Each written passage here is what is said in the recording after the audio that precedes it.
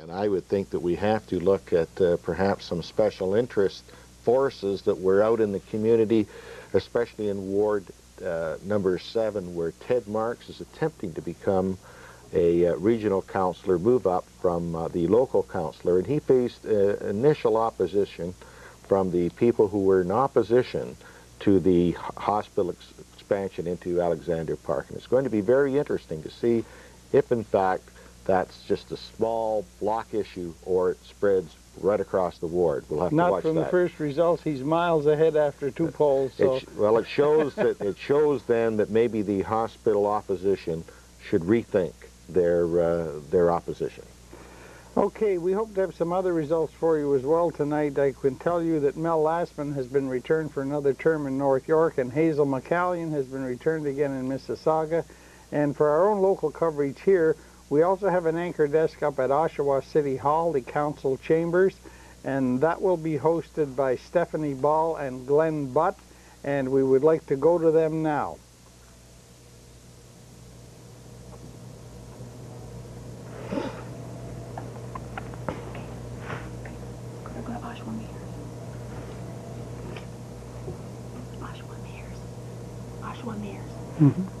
Oshawa Mayors. Results of Oshawa Mayors. Go to the results of Oshawa Mayors. I don't have any. Bruce? Well, basically all we have initially is Nancy Diamond with 15, Linda Dion with 9, and Larry Dupuis with 9 as well. This was a hard-fought race. Larry Dupuis is attempting a political comeback after being out of the scene for approximately 9 years. Linda Dion is a well-known Ward 6 local and regional councillor who is attempting to go after the incumbent Mayor Diamond. Mayor Diamond would, in my estimation, at this time be ahead, and I think, from what I've seen throughout the community, we'll see those numbers remain about the same as the evening goes on in terms of percentage. I know it's early, but I think that Mayor Diamond has not had the opposition mounted against her that would defeat her, and for that reason I think she'll be okay. Now we could go down to Ward number 1, and that is Brian Nicholson is again facing great opposition for the 3rd time, from Bob Rutherford. My bet goes with Brian Nicholson. Pauline Beale, Cliff Billmore, and Herman Vanderveen are in a race in Ward number 2. Expect Pauline to come out on top. An interesting one is Margaret Shaw, who has had some health problems in the last few years, and I would expect that Margaret is going to face her biggest test in many, many years, and perhaps this might be the final shot for Margaret Shaw. But Marianne Shoulder's attempting a political comeback against Nestor Pidwerbecki. Nestor is the incumbent.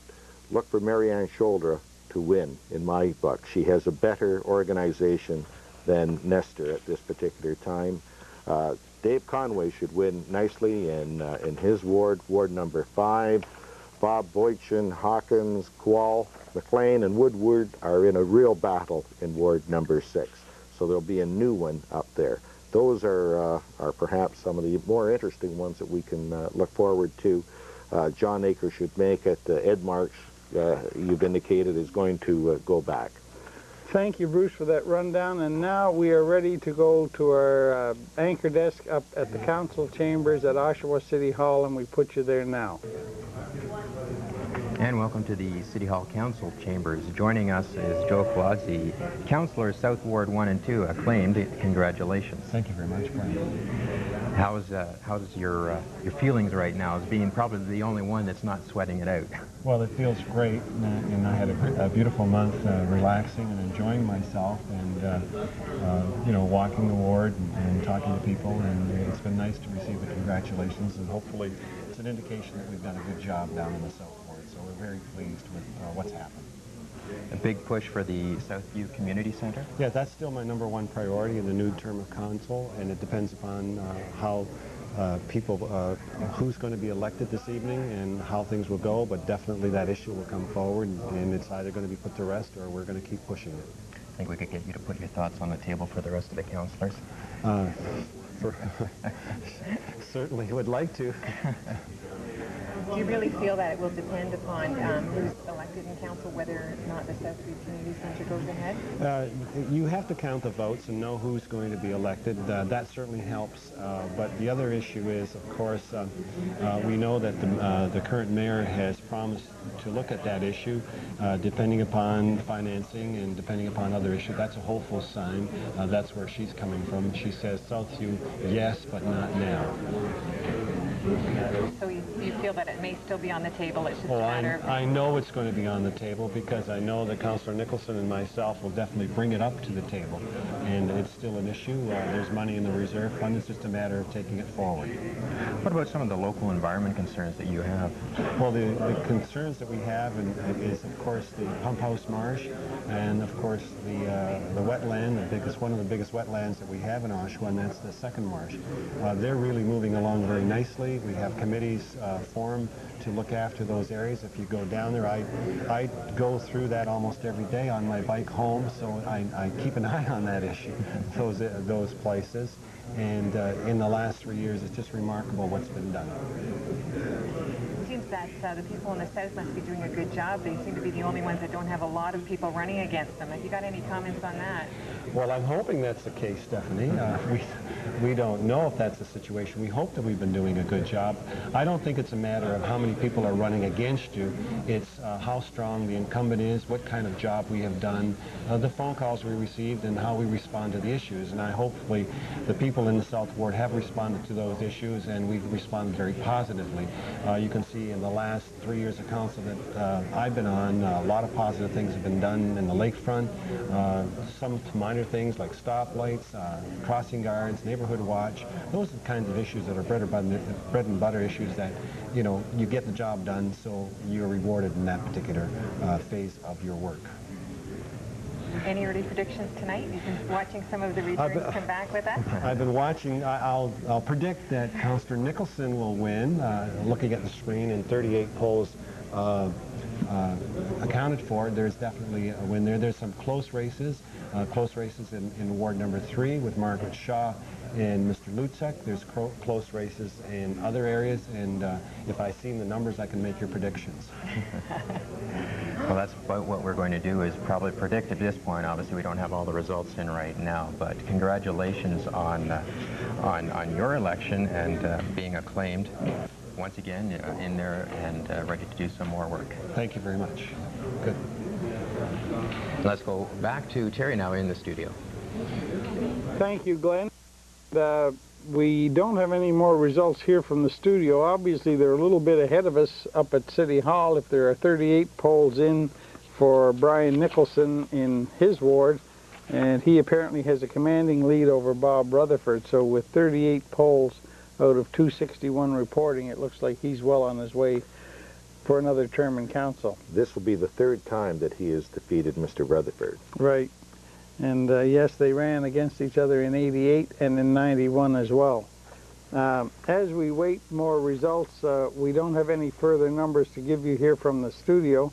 The mayor's race in Oshawa was a very spirited campaign with the 3 candidates all going at it. And here we have our first results for the Whitby mayor's race, and this is a bit of a surprise. Pat Perkins has a 3-vote lead over the incumbent mayor, Tom Edwards, with 4 out of 180 polls reporting. So that might be an interesting race to watch all during the evening. Well, certainly Mayor Edwards and his council are being held accountable for the Lynn Shore Marshes issue. Yes. And that is the issue in our neighbor to the west, and it preoccupied their election campaigning. It's rather interesting to note as well that in Clarington, in long time opposite ends of the poll, you might say, Ann Kalman and Diane Hamray are neck and neck with right. 2 out of 124 polls being heard from. Yes. So that's going to be interesting. I would say that it's tough to beat an incumbent, and we might expect to see different results as the night goes on. Well, those are very preliminary results, but at least they indicate a close race to this early stage. True. For the regional councillor races in Oshawa, just running down the various wards, Brian Nicholson appears to have been returned in Ward 1. After 38 polls, he has a commanding lead. In Ward 2, Pauline Beale, the incumbent, is faced by Cliff Fillmore and Herman Vanderveen. In Ward 3, Margaret Shaw is in a tight battle with Robert Lutzik, who had campaigned before. In Ward 4, there is a race between the incumbent Nestor Pidwer-Becky and Marianne Sholdra. Dave Conway appears to have been returned in Ward 5. His opposition is John Gray. We have no results yet in Ward 6, where Bob Boychin is attempting a comeback, as is Larry McLean. In Ward 7, Ted Marks we call him, Edward, he's listed on the ballot. He had an early lead on early returns. He's facing Doug Wilson, Andrew Davies, Kathy Clark, and Brian Chasson. In Ward 8, John Aker has an early lead to be returned again. In Ward 9, it's Jim Potticary leading against 3 opponents there. And in Ward 10, we have no results yet, although Irv Harrell is the incumbent regional councillor for Ward 10. That's interesting in Ward 10 because Robert Nichols, the former industrial manager for the city of Osh, was running, and of course he's the son-in-law of the Honourable Michael Starr, and apparently he had Mike out on the hustings with him. Right. So it'll be interesting to see how that race comes out. And now we have an interview from our Whitby studio, and we'd like to go to that now.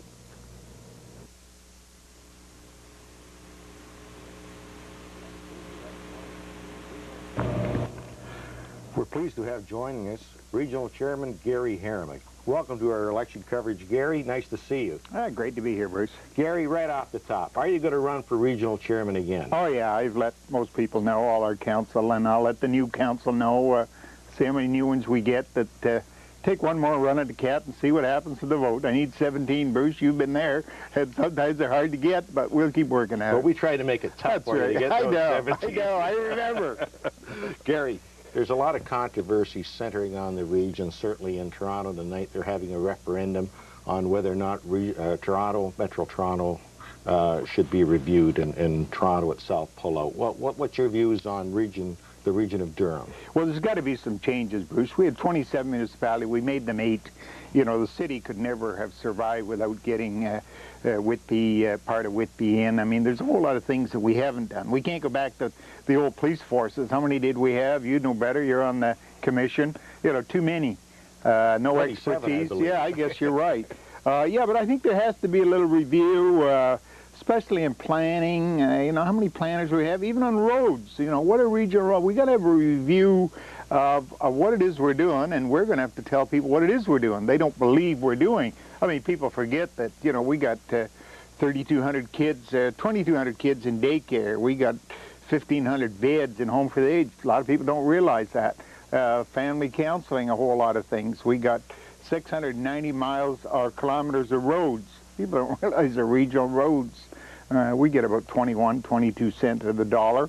And obviously with the new costs, yeah, we are going to have to review, because I know you on the commission will be looking for some money to do things. So we're going to have, I mean, we have quite a number in our works, and designers, you have them in Oshawa. Do we need to duplicate some, or should we simplify some of that, Bruce? Would you say that after 20 years of regional government, it's probably time for a regional review from the provincial level? Yeah, I think there's no sense in us going around listening to people unless the province is prepared to make some changes, or in our chamber, they're prepared to make changes.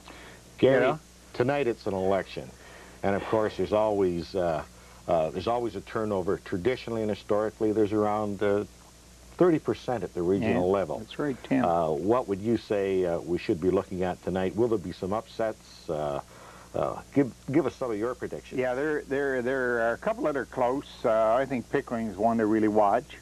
I think it's a toss-up into Brock, where there's Shire Marquis, a young, aggressive young fella against an ex-politician, been out for a year. Be quite a one. They've had a very potent campaign in Clarington next door between Hamry and Calman. And that could be interesting. I think Hamry will be here. I think the incumbents have got the advantage everywhere they are. I don't think they've done any damage. Tommy Edwards has run into a little problem because of down at the psych hospital, environmental thing, but I think the incumbents are going to be coming through, and I see, originally I thought there'd be 6 changes, but I think there'd be 10, maybe 11 on our council. That's perhaps what it is historically and traditionally. Yeah. One more word before you have to go, and I know you're trying to hit all municipalities tonight and see all your new councillors and start lobbying for you. How many thousands of dollars do you get in that? Oh, geez, is that a state secret? No, 70,000, Bruce. Gary, tell me, what about the Hillstone? Will that be revived in the new council? No. Hillstone are done. I mean, they're suing us. They're done. A building will be discussed, but not them. No. I mean, they decide to go to council for $10 million. You know, that's not how you do things. If they want to come, there's other ways to do it. I think we'll be reviving the building. I mean, we have some alternatives as to what we're doing down there, and I think it'll be an improvement. And I'll be glad to tell you about January what they are, and they're pretty spectacular. But they're done as far as I'm concerned, and I'm not supporting them anymore. I mean, I cast a deciding vote to keep them, but I'm not on side at all. Would you say that perhaps with us or the region being in a major recession, that it wasn't a good time to spend major dollars on a building? Yeah, I think, Bruce, you've just added up major dollars with some unknown factors of public tender, and people just got scared and backed off. But I think there's some pretty good options, and I'm looking forward to discussing them. And I've had some discussion with your mayor and what I think we should do, your present mayor, and I want to pursue that because we do need to centralize some of our staff, most of our staff. We got them in 5 places, but Hillstone's dead as far as I'm concerned. Gary, thank you very much for coming down and seeing us tonight, and we know you're on the road again. Yeah, thanks, Bruce. Okay, bring him quick. Well, that was a very interesting interview with Gary Harima. He raised a lot of interesting points with you, Bruce. Well, I was pleased at some of the responses he gave, and certainly will be following some of those stories as they unfold over the next 3 years. Right. And we have some results in now in the race for mayor of Whitby. Tom Edwards has 191 votes, and Pat Perkins has 128. That's after 10 out of 180 polls reporting. For mayor of Clarington, Ann Cowman has 84 votes, Diane Hamry has 67, and Reg Willits 18, and that's after 8 polls reporting out of 124. In the race for Whitby Regional Council, we have Jerry M. leading with 144 votes, and that's after 10 polls out of 180. Second is Marcel Brunel with 136, followed by Joe Drum, 124. Doug Anderson has 95. Ross Batten has 81.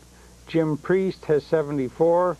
Vata Gopinathan has 19. And Steve Zuhal has 16. Some interesting numbers there. In the race for Whitby Local Council, Judy Longfield, of course, was acclaimed in Ward 2. We have no results yet from Ward 1. In Ward 3, John Dolstra has 58 votes with 3 polls reporting, and Shirley Scott has 52. That could be a close one.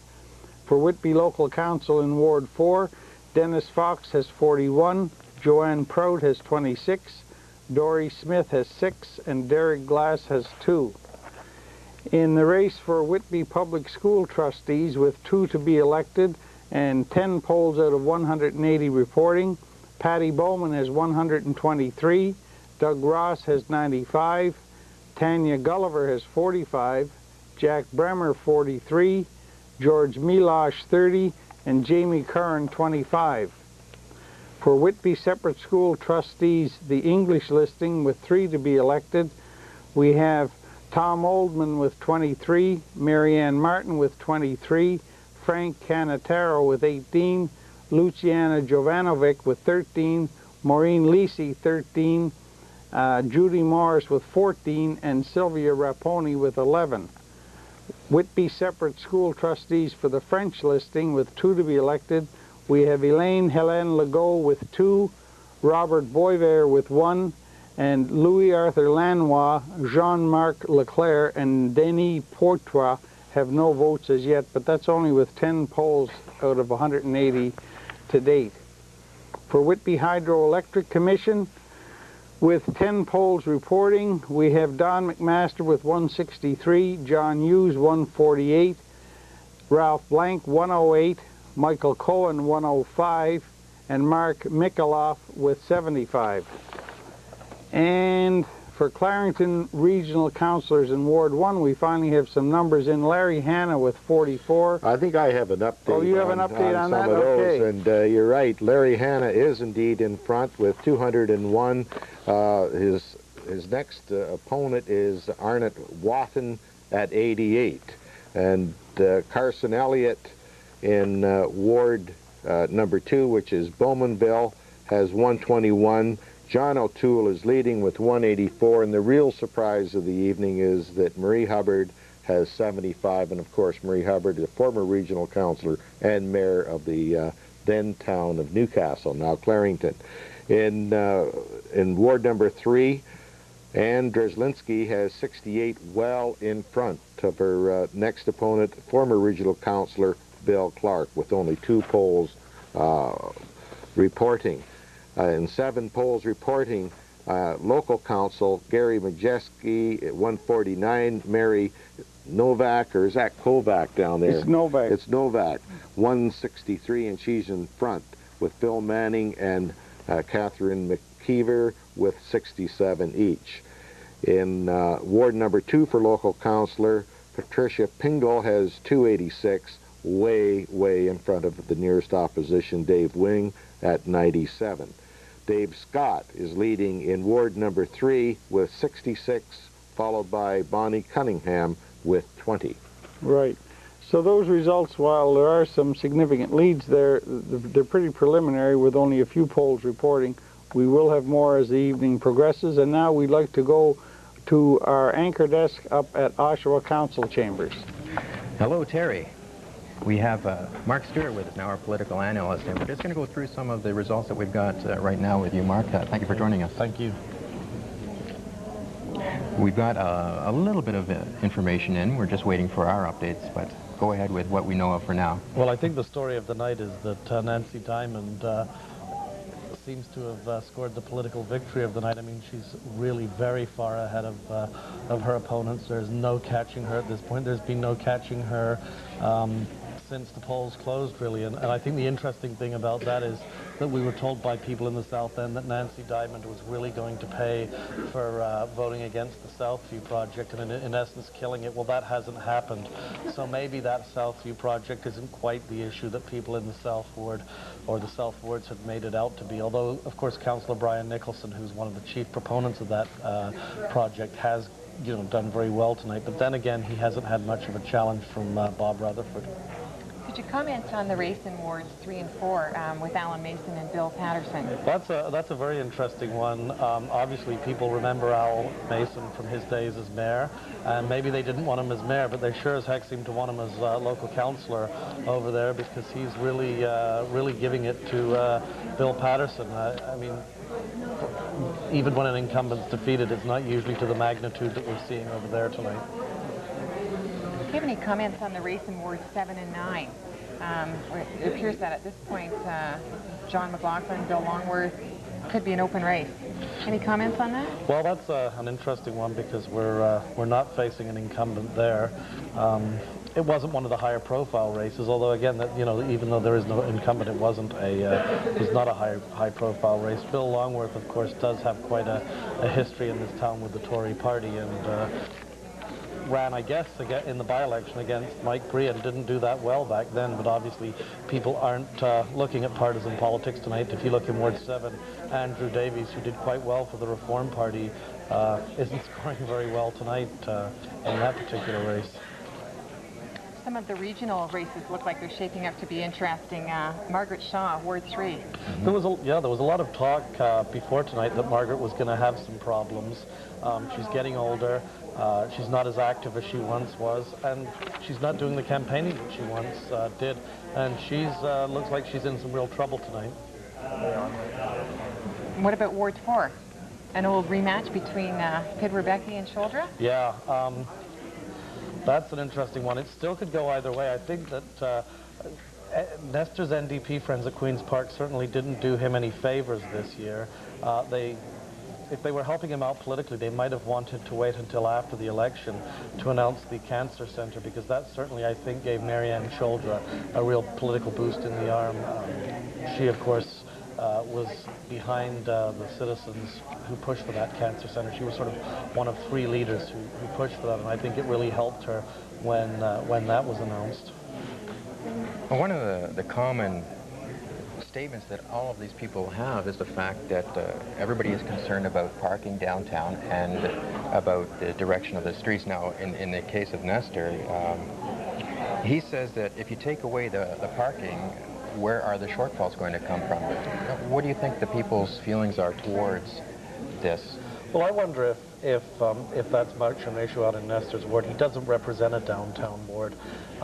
It's hard to say why the people of Ward 4 voted the way they did. I mean, Marianne Choldra made an issue in her election campaign of the fact that Nestor's a New Democrat. And let's face it, New Democrats aren't the most popular people in town these days. So that may too have hurt Nestor. It's probably a bunch of little things that have hurt him. That certainly was shaping up and in fact still could go either way. So it is one of the most interesting races of the evening, I think. With just a couple quick seconds, any further predictions from yourself, Mark? Well, it's been an interesting night. That mayor's race that was supposed to be the be-all and end-all never really came to pass. And it's turned out that where people are angry, they're really angry at a grassroots level, and it's some of the long-time local politicians that are suffering as opposed to the mayor at the citywide level. Well, thanks for joining us, Mark, and we'll probably have you back a little bit later on. But for now, let's go back to the Rogers studio in Terry. Mark, if I could ask you a question, could you give us the latest numbers that you have for the mayor's race? We don't have any results here. The question was about the latest numbers. For the mayor's race. For the mayor's race. Yeah.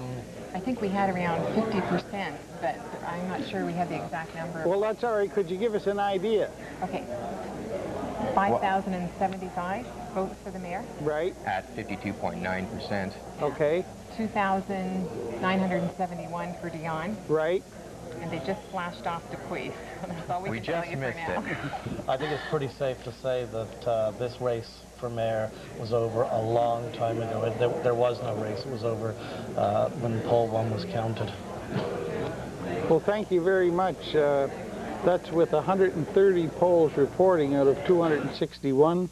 Nancy Diamond is leading with 5,075. Linda Dion has 2,971. And Larry Dupuis has approximately 2,000. We don't have the exact number on that, but obviously it's a 2,000 plus lead at this point. That is quite incredible, really, when you consider that that you had 2 people who campaigned in the style that they did. Mm-hmm. There was a lot of money spent on all sides. Certainly Larry Dupuis in his signing, and Linda in her signing, and brochures and papers, that it was well done, but it certainly hasn't reaped the rewards. No, not. That was 52% of the polls, which would be approximately 130 polls. And here we have some further results from Clarington, and Ann Cowman is maintaining her lead. She leads by 70 votes over the incumbent Diane Hamry with 19 out of 124 polls reporting. There is no love lost between Ann Cowman and Diane Hamry. We should underscore that. And anybody No, who knows well, they're not running against each other. They just happen to be running for the same office. Only this time the result, the last time the result was very close the other way. And if this pattern holds up, the result, at least to this point, is about a 70 votes difference. But again, with only 19 polls reporting, it's important to remember just what area those polls are that have been counted. And I mean, we really don't know at this point because there are still about 95 polls to come. The mayor's race in Whitby, we still don't have any other numbers other than those first early results. And as we say, the results in Clarington so far: Ann Cowman 623, Diane Hamry 553, and Reg Willits 146.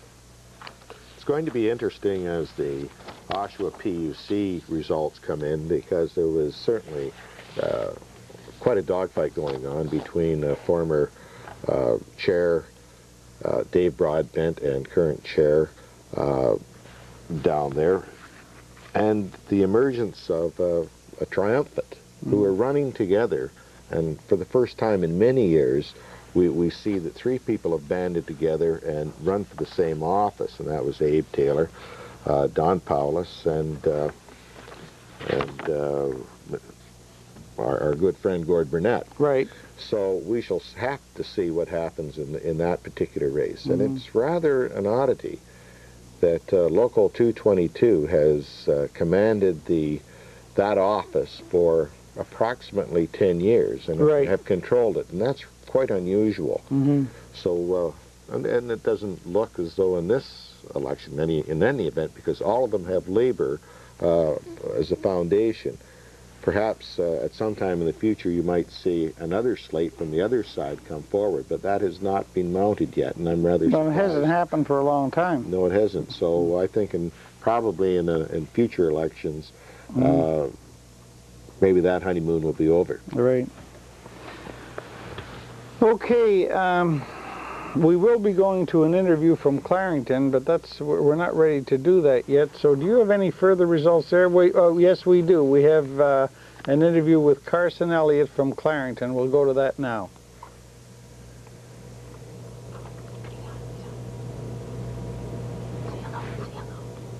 Hello, Carson. Yes. We don't have the numbers on your race. What can you tell us? Well, the numbers at the moment are 309, Elliott 309. Yes. Hubbard 199. Yes. O'Toole 455. That's the latest in here. And how many polls is that, Carson? How many polls have I heard from John? 31 polls heard from. I see. Well, it's early yet. Bruce, do you have a question?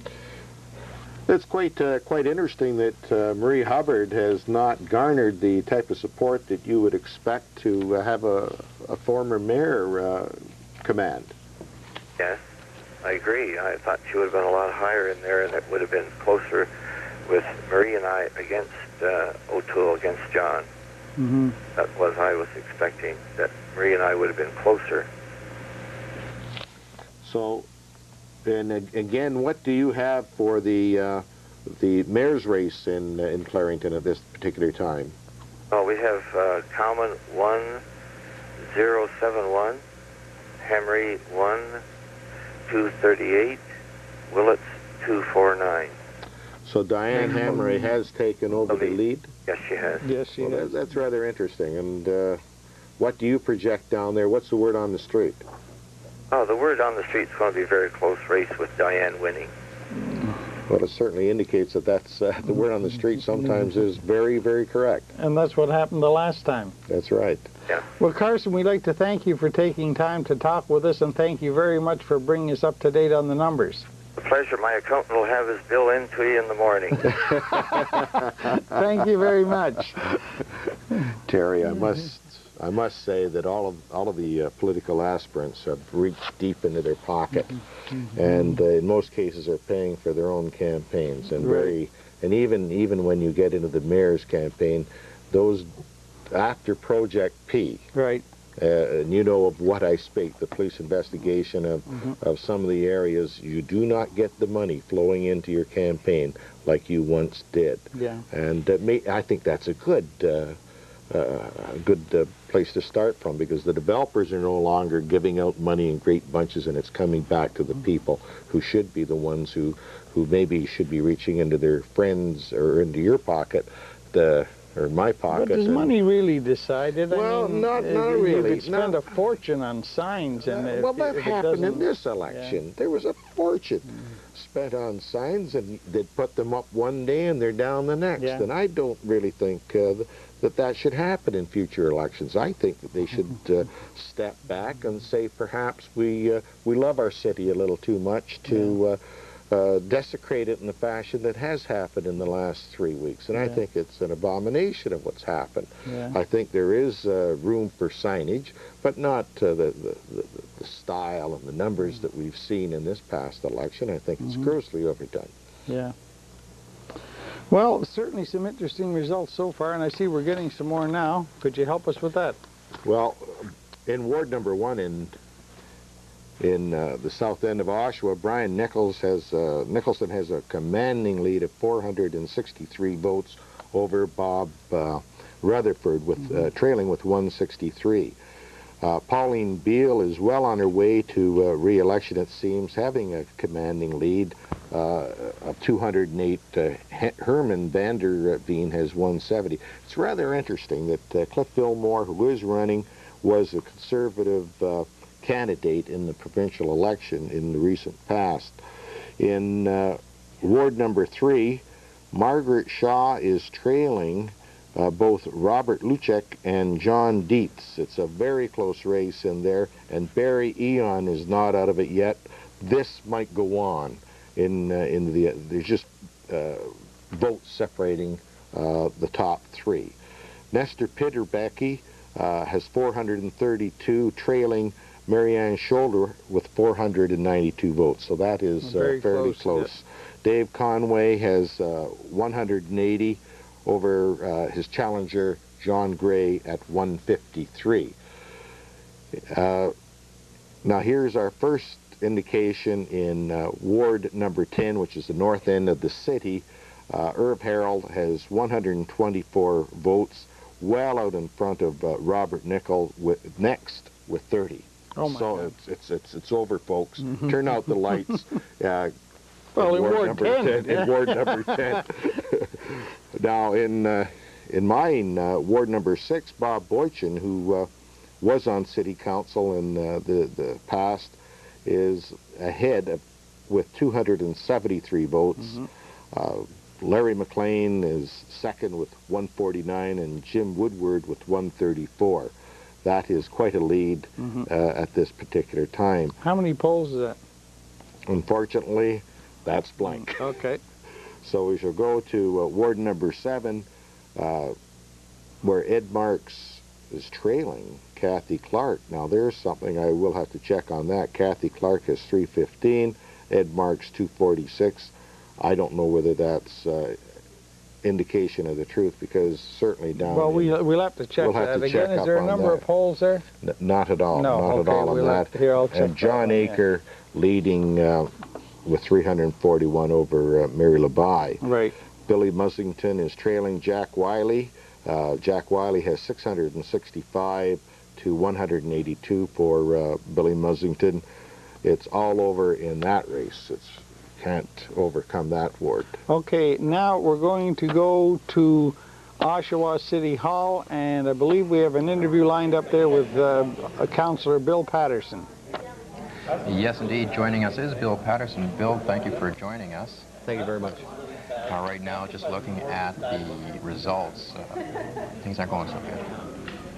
Well, I agree with you. They're not looking good for me at this particular point in time. I've had a few scrutineers out there that seem to indicate that some guy by the name of Al Mason might beat me by 70% to 30%, but I really don't care. I think I've beaten him many a time before, because he's a little bit long in the tooth, and maybe some people don't realize how long it is. Is there some indication that you may try again for another council seat at some point? I think I'll be back again. I think the people of Wards 3 and 4, South East Ward, deserve a little bit better than some of the older candidates that we've had out there, and I can include a number of them in there that I think should be defeated. However, it looks like some of them will be re-elected, much to the chagrin of the taxpayers in Oshawa, particularly those people that don't think we can afford a 5% tax increase. And, well, if you get a 5% tax increase, you'll know who to blame. Well, one seems to be bucking the trend that you've just mentioned, and that is in Ward 3 regionally. It appears that there may be quite a close race between Margaret Shaw and Robert Luchek. I agree with you there. I think Margaret probably should have stepped down long ago, at least 3 years ago. She's done a lot for the city. She's accomplished a lot in her time. Actually, she just lives 7 or 8 blocks away from my dad, where I grew up on Highland Avenue. But I think Margaret is spent. Do you feel, in view of your feelings on that particular race, that there should be a limit for councillors in the time they can spend on council? I don't think there should be a limit on the time that you can spend on council. I think that the people will decide, and normally what happens is the people can decide at the proper time. I think this particular occurrence happened because we switched from not having ward systems to ward systems in the last, I guess it was 1985 or thereabouts. And I think Margaret just happened to be in the right area at the right time. What about the regional race in Wards 4 with Nestor Pidwerbecki and Marianne Sholdra? Well, I think everybody knows that I don't support Nestor Pidwerbecki because he supported the South Oshawa Community Center. I do support Marianne Sholdra because she's done a lot for the city. I guess I should say that I have a sort of a vested interest with Marianne Sholdra because she lives on the same street as I do. I worked on her campaign probably, I guess it was 10 years ago, and 5 years ago before that. My wife was best friends with her daughter, so I think Marianne's done well for the city. I think bringing the cancer center, and I think most of it lied on her shoulders, bringing the cancer center to Oshawa. And she does a good job for the residents. She's always out for the residents. I think Nestor is more out for his own personal gain, and that's all there is to it. Any comments on the mayor's race so far? The mayor's race, from what I've seen, and I believe it's, what, 50% for Diamond, 30% for Dion? Approximately. I worked well with Nancy Diamond when I was on council. I'm still on council up until whenever they get sworn in again, so I still do get a stipend for volunteer work. I think Nancy's done a lot for the community. I believe that she's brought the community to a place where we can expect bigger things to happen in Oshawa. We don't have to lay back and waste our time fighting amongst ourselves. Linda Dion, on the other hand, has done a considerable amount for the city of Oshawa as well. I used to go out with her sister, as a matter of fact. I don't know if that's a benefit or whatever. But Linda has done a lot for the city. She's a very progressive person. She's very articulate, and I'm disappointed that she's not going to be there to do a lot of things that she has in mind. But I do feel that we'll be well represented with Nancy. Okay, well, thank you very much for joining us. We'll now go back and speak with Bruce MacArthur. Thanks very much, Stephanie. We're looking at the close race in Ward number 7. Could you bring us up to date from your perspective down at City Hall on the latest vote results in that ward? Very interesting race unfolding there. For Ward what, Bruce? Ward 7, where Ted Marks is attempting to become a regional councillor. And he faced stiff opposition from the hospital expansion group. Yes, it looks like a relative newcomer to politics, Kathy Clark, appears to be leading him by approximately 7 percentage points at this point. And we have nothing on Ward number 9. Ward 9, it appears that Jim Potticary has 43% of the vote at this point, but it is very early on. Well, thank you very much for that. Is there anything else that is interesting down there on the PUC? We haven't got anything on that particular race at all. PUC, yes. It looks like Broadbent, Burnett, O'Donnell, and Powless are leading at this point. Is there a vote count on that? Yes. Broadbent with 4,637 votes. Burnett, 4,159. O'Donnell, 3,203. Powless, 3,196. Strong fairly close behind with 3,131. and Taylor. I'm sorry, with 3,924, which would actually put him in third place. So as it stands right now, we have Broadbent, Burnett, and O'Donnell, and Taylor. and Taylor. Yes. So they're on their road. Thank you very much, Stephanie. Nice talking with you. We have further regional councillor listings from the town of Whitby, and I'll read them alphabetically. Doug Anderson, 824. Ross Batten, 887. Marcel Brunel, 1367. Joe Drum, 1,281. Jerry M. in his bid to return to regional councillor after 2 tries at the mayor's chair is leading in those races with 1,436. Bata Kobanetha is 153. Jim Priest, 708. And Steve Shula with 167. It appears as though Marcel Brunel, Joe Drum, and Jerry M. will be the regional councillors there. Now, in a very spirited race with 45 polls out of 180, they are virtually locked in a tie with Edwards and Pat Perkins. And if Pat Perkins is leading at this particular time by 3 votes, if she defeats Mayor Tom Edwards, it will be one of the biggest upsets in Durham Region in quite some years. For local councillor in Whitby, Don Mitchell in Ward 1 is leading with 143, Rick Sidler, 79, Brian Wick with 52. Judy Longfield was acclaimed in Ward 2. John Dolstra is trailing Shirley Scott, 559 to 660. In Ward number 4, Dennis Fox is leading Joanne Prout, 141 to 98. Derek Glass has 5, and Dory Smith with 8. For the Whitby Hydroelectric Commission, Ralph Blank, 1,117. Michael Cohen, 918. John Hughes, 1,309 votes. Bill Lawler with 1,161.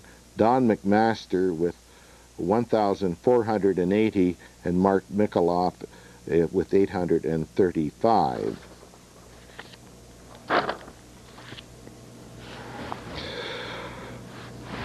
What is new, Roberta, in the town of Whitby at this time in that race? That's a very interesting race we have unfolding over there. What's happening now? Well, she's gone somewhere, so we're going to have to get back to her. I just want to underscore that a very exciting race, probably the race of the evening, is unfolding in the town of Whitby, with Mayor Edwards trailing by 3 votes with Pat Perkins. I would note that the Lynn Shore Conservation Area and the development surrounding it, which was just recently approved by the town council, was certainly the center of the opposition over the course of the election. And we're certainly seeing maybe Tom Edwards paying a price for that as well. We might be saying that Tom Edwards maybe should have put the odd sign out, where in Oshawa there were too many signs for the morality candidates. In the town of Whitby, certainly Tommy Edwards never put one out. So you see that's unfolding. What have you got up to date, Terry? You're still writing? I'm still writing. Okay. It's have we got anybody in? She's not at the. Boy, we're really rolling around. In Oshawa, what do you think that Oshawa City Council is, or Oshawa, yeah, down at City Council, their election results is perhaps they're reporting any better than last time? No, it's slightly faster, but it's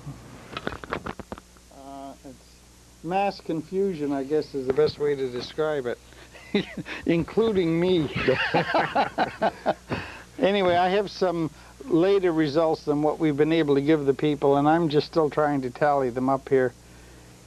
And It's interesting, in the city of Toronto, Hall is leading Rollins by approximately 5,000 votes, and you can estimate that perhaps that will roll up over the 100,000 vote mark for both of them before the end of the evening. And in the city of Toronto, 5,000 votes is not much of a lead. So that we'll have to watch that one as well. You're right. Terry, what have you got there now? I'm still writing. I have 10 wards to do, so you just keep talking, and I'll catch up to you as soon as I get it down. We have some more results coming in right now, and okay. we'll go right to air with them as soon as our very capable staff is here. We have them right here now. Well, you got to remember, there's 188 candidates, and that's a lot of people to keep track of. It certainly is. We'll go to the mayor's race in Oshawa. Nancy Diamond now has, with 60 polls out of 261, 3,267. Linda Dion with 1,672 votes, and Larry Dupuis with 1,248 votes. Larry Hanna continues to be way in front of his ward, Ward number 1, which is immediately east of the city of Oshawa line. Larry is leading rather comfortably in that race. That's in Clarington. That's in Clarington. Did I say something other than that? I sometimes call it Newcastle. No, you didn't say anything. You just say Ward 1, and that people find that confusing. Right. Sorry about that. Carson Elliott, who we just talked to, is still in second place. John O'Toole leads that race in Ward number 2, which is the town of Bowmanville, 641 votes to 479. And Mary Hubbard, who, when I served with her, very capable lady, 278 votes, and is trailing that. But of course, she had a very rough time as mayor. And Bill Clark is, who was on council years ago, attempting a comeback, is not about to return. Anders Linsky is leading him by a 2-to-1 mark in Ward 3, which is at the far west east end of Clarington. Right. Okay, the latest numbers we have on the Whitby mayor's race is Mayor Nancy Diamond has 5,075 votes. That's the Oshawa race. Oshawa, yes. Linda Dion has 2,971, and Larry Dupuis has 2,010. For regional council in Oshawa, the latest numbers that they've just given us from City Hall. In Ward 1, Brian Nicholson has 915 and Bob Rutherford 371. So Brian Nicholson is elected in Ward 1. In Ward 2, Pauline Beale is leading with 291, followed by Herman Vanderveen with 209 and Cliff Fillmore at 151. So it appears Pauline Beale will be returned. In Ward 3, Robert Lutzik, surprisingly to some, is leading Margaret Shaw by a very slim margin. Robert Lutzik has 378, Margaret Shaw 361, Barry Eon 259, and John Dietz 121. So that one is too close to call. That's about a quarter, no, pardon me. That's about 14 polls reporting. In Ward 4, Marianne Sholdra is leading the incumbent Nestor Pidrebecki. Don't know the number of polls, but it's Marianne Sholdra with 828 and Nestor Pidrebecki with 726. Surprising early number from Ward 5, where it shows John Gray with 233, for Dave Conway, the incumbent, 211. In Ward 6, it looks like Bob Boychin's returning to the fold. At this point, he has 273, a commanding lead over Larry McLean with 149, Jim Woodward with 134, Doug Hawkins with 67, and Anthony Kowal with 59. And then the other race that you were talking about earlier in Ward 7 has Kathy Clark leading with 401, followed by Ted Marks with 311, Doug Wilson with 228, Andrew Davies 184, and Brian Shashan 170. In Ward 8, it looks like John Aker will be returning, although his lead at this point is not that large. John Aker has 437, Mary Labai 390, that's only 47 votes behind. That's rather interesting, Terry. And Andrew Lauer 149, and again we don't have the number of polls. And in Ward 9, we have Jim Potticary with a commanding lead at this point, and it appears he has been returned to 132, followed by David Spackman with 89, Bron Brad with 55, and Fred Hines with 30. And in Ward 10, we have Irv Harrell with 239, with Vince Belmonte with 32, and unfortunately we don't have the numbers for Suzanne Neal and Robert Nickel, but we hope to get them for you shortly. You know, this is rather interesting. In Ward 4 and 5, we're seeing Nestor Pidwerbecki behind and Dave Conway behind. Yes. Both of them were not necessarily on the mayor's, they were in opposition to the mayor, and they were on the other side. They were supporting Linda Dion through this race. Okay, can I stop you there, Bruce, because now we have to go to Oshawa City Council chambers for some late word.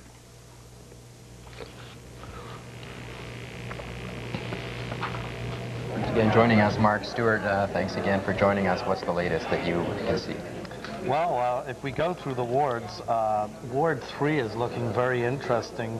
Margaret Shaw could still pull it out of the bag, but she's in a real tough race with Bob Luchik. You remember he ran for mayor last time around and had a pretty credible showing. So she's in some real trouble there. That's a real old-timer going down to defeat, possibly, although don't count her out yet. Over in Ward 4, it looks like, unless something miraculous happens for Pidwerbecki, it looks like he's gone down to defeat to Sholdra. Not totally unexpected there. In Ward 5, John Gray is in a neck-and-neck with Dave Conway, and I think Bruce MacArthur just mentioned that, you know, Conway was a Linda Dion supporter. It could be that the voters out there are saying, look, you know, we want a more united council. We're upset at the councillors who didn't support Nancy Diamond, and we're going to punish them, at least perhaps in the more central areas of the city. Certainly that wouldn't be the case in the South End. An old-time politician, if you like, a well-known local person, is a bit of a surprise winner, I think, and certainly his margin is a surprise up in Ward 6, where Bob Boychin looks like he's sailing to an easy victory. And another real surprise is Ward 7, where Ted Marks has done the unthinkable and is going down to defeat to Kathy Clark. Kathy Clark was quite involved with the O'Neill Ratepayers Association, and they're the folks that don't like the expansion of the hospital. So this could spell some political problems for the hospital.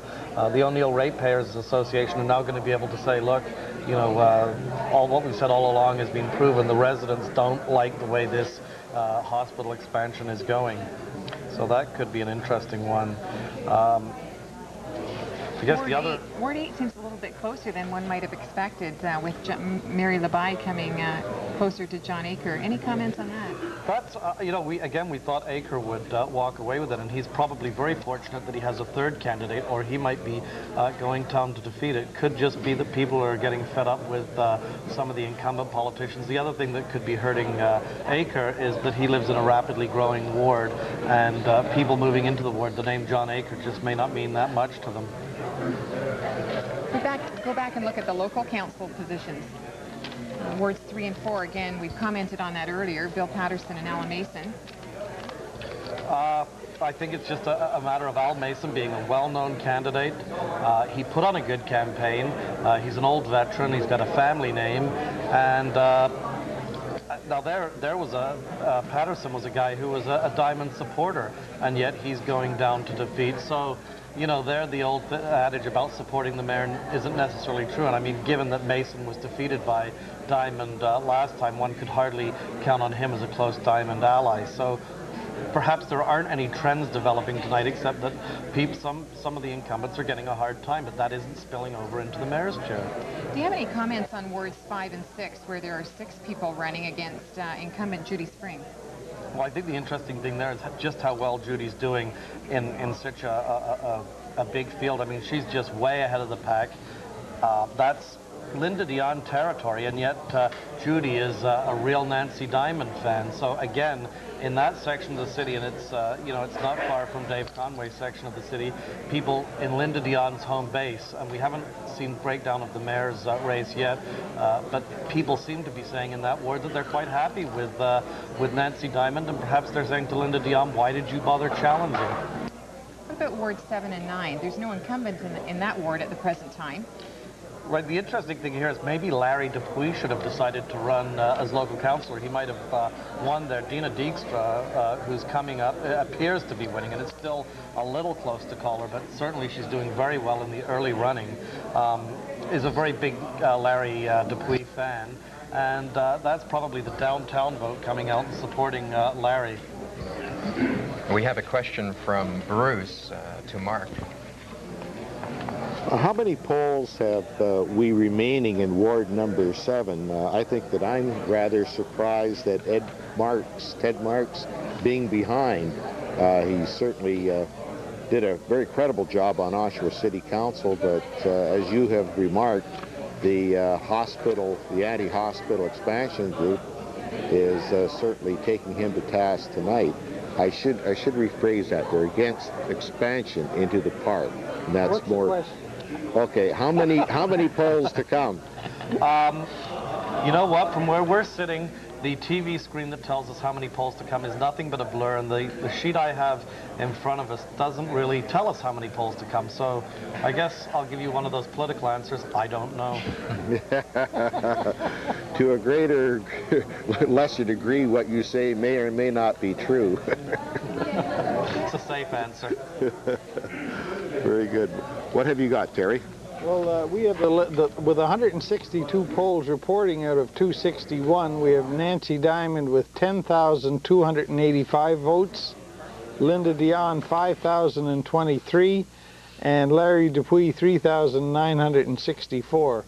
So I guess 1 hour after coming off the air, we can safely say that Nancy Diamond has been re-elected as mayor of the city of Oshawa.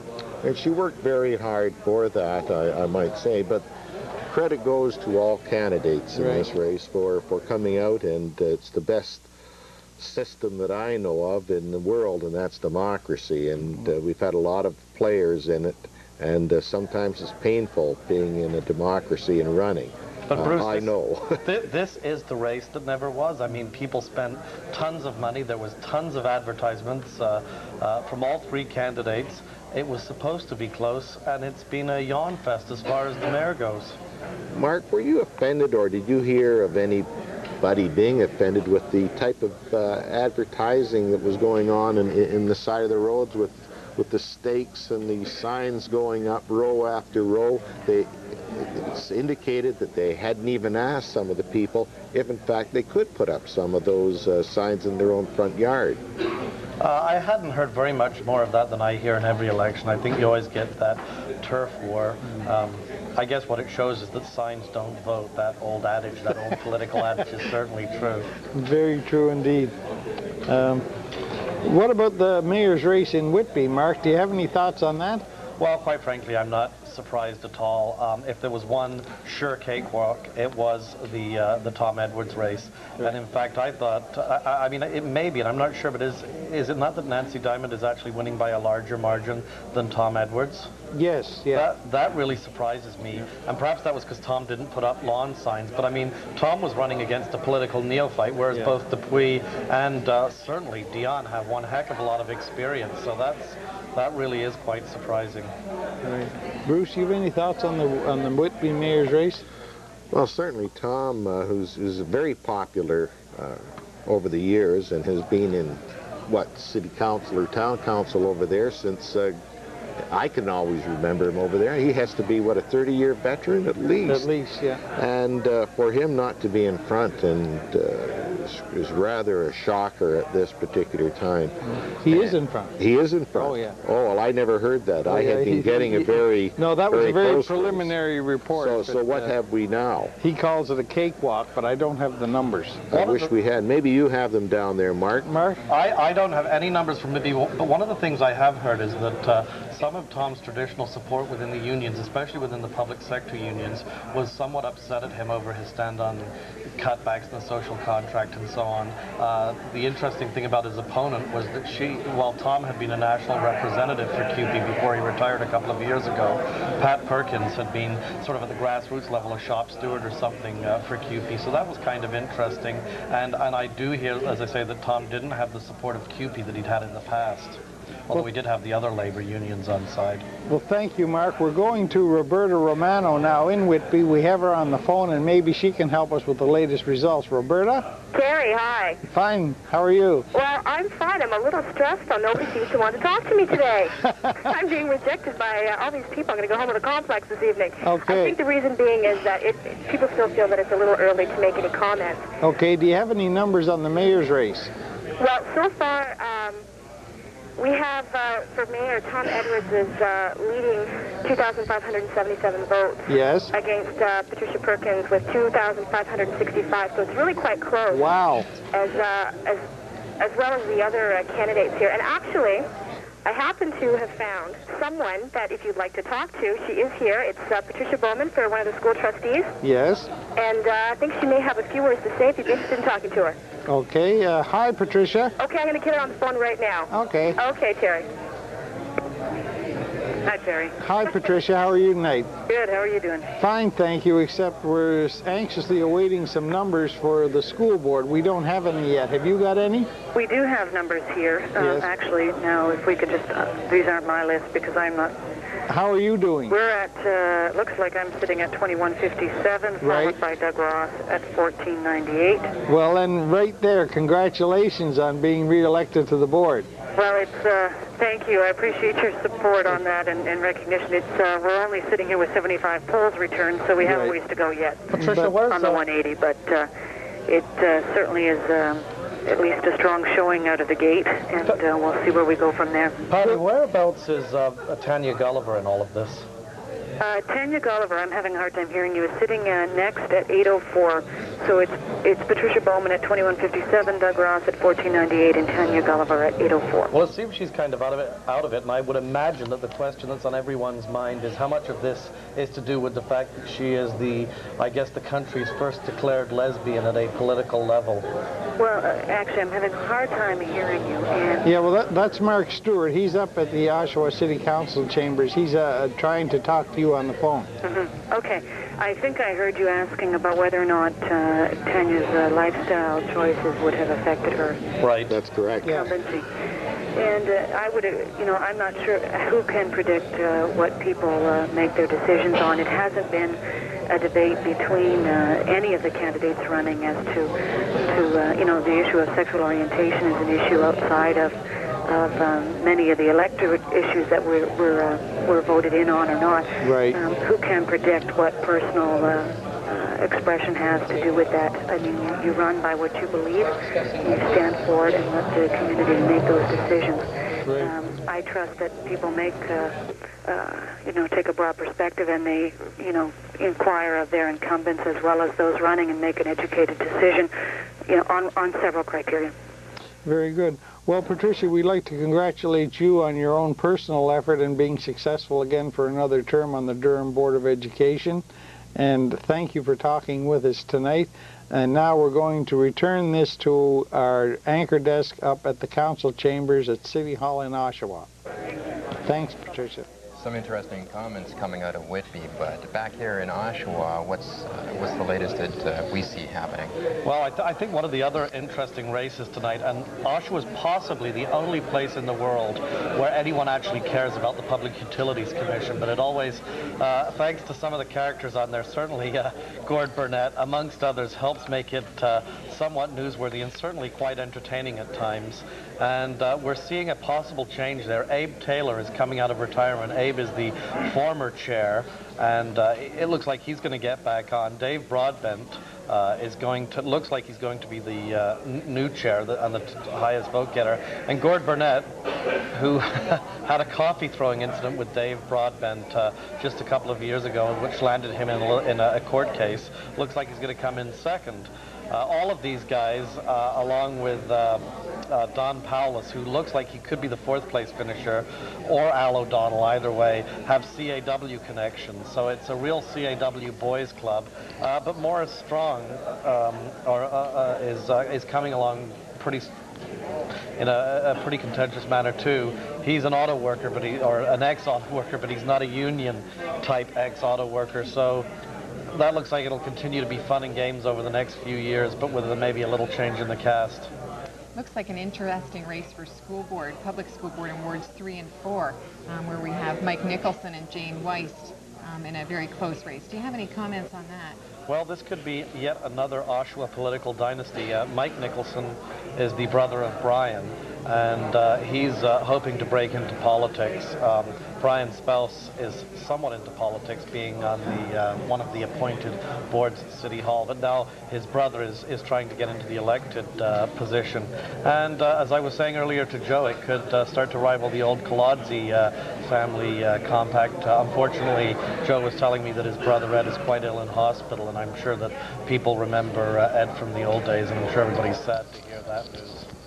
Another comment on wards 3 and 4. We have an incumbent, Mark Jackson, running, and she, although an incumbent, does not live in that riding. Do you have any comments on what effect that may have, if any, on her ability to be successful in wards 3 and 4? Well, I think that may have an ability this time around. After all, it's the first time that the school board trustees have been elected on a ward-by-ward basis. The city had a referendum last time, and people voted overwhelmingly to see it go to ward by ward. They've done that now, and they may be punishing someone who is running outside of her own area. So that in fact may be a real consideration there. Now, having said that, it looks like in wards 7 and 9, Nancy McLean is leading, and she's not a resident of that ward. So I guess all that shows is that we don't have any rules tonight. Whatever goes, goes, because we're really not seeing any definite trends. Some incumbents are doing really well. Some are going down to defeat. Some Diamond supporters are doing really well. Some are going down to defeat. There doesn't seem to be a definite trend that you can pinpoint to, but it certainly is an exciting night. There are a number of upsets and a number of tight races. How do you feel that the ward system is going to affect the trustees and the election of the trustees in the future?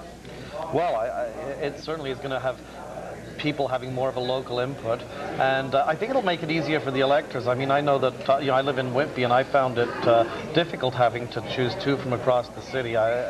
Or across the town of Whitby, and coming into Oshawa, where there's more people or more trustees to be elected, it must have been a real nightmare for people trying to figure out before who to vote for on a citywide basis. Mark, I just want to go back to the studio for a second. Bruce has a question. Certainly a lot of people in Oshawa were a little angry at the Board of Education building in Whitby. It seems as though it was a little excessive. I thought that perhaps that might have held center stage in this election. Do you see any of those results? I don't think so, Bruce. I think one of the problems, and I don't know what's happening in Toronto, I mean, there was supposed to be a big revolt against school board trustees, but I think the problem you have with municipal elections is by the time you go through mayor, local councillor, regional councillor, hydro or PUC, by the time you get down to school board, people just, it's too much, it's information overload. Maybe we should elect school board trustees at a different time. It's really asking a lot of people. As a reporter, I had some real difficult choices to make, and I wasn't even sure in some cases who to vote for when you got down to the hydro commissioners. So for the average person who may not follow it as closely as the political junkies do, I don't know how they do it. It's not like a federal election where you get a lot of information centrally and you can make a decision on a party basis, and you only have one candidate to choose from. And you have a bevy of candidates to choose from, and sometimes not a heck of a lot of information. And I think when you look at the hydro commissions, for instance, you'll often see guys like with names like Anderson and ABCs have in their last name winning those positions. Surprise you that June Rowlands is losing rather substantially to Barbara Hall in Toronto? Not at all, and I'll tell you why. It was there was a hint yesterday. I mean, first of all, the poll came out, and then June Rowlands came out and started NDP bashing on Barbara Hall something fierce. Now, Barbara Hall had a number of Liberals and Tories on their team, and anytime I see people really NDP bash, it's indicative to me that they're in trouble, and I could sense that Rowlands was in real trouble yesterday. Going to go now to Terry, talking with Diane Hamry from Barrington. Good evening, Diane. How are you tonight? Very good, thank you. Could you give me the latest numbers as you have them, please? Yes, I can if I walk into the other room, because we came into the quiet room for you. Right. All right, just a sec. For the mayoralty? Yes. Our latest numbers are 2473 for me. Yes. 2062 for Kalman, and Yes. 441 for Willett. Well, let me start by saying congratulations on being reelected to another term. Well, thank you very much. And I know it's been a very busy campaign for you, and I know that during the campaign you said that you were proud of the accomplishments that you had been able to do with the other members of council, but you still had unfinished work and plans for the next term. That's right, and all of the team, the council and all of our staff, because no one person does it, but all of the team. We accomplished so much in this 3 years, but things have been started that are partway through. Right. And so for all of us, we'll be looking forward to completing those things and addressing, because of our rapid growth, things come up almost daily, and so it takes a full-time dedication and commitment. And, yes, I was going to say you've seen some astonishing growth over the last 3 years in Clarington. Right. And both in business and in residential as well. That's right. And we hope that we continue to see the growth in the business.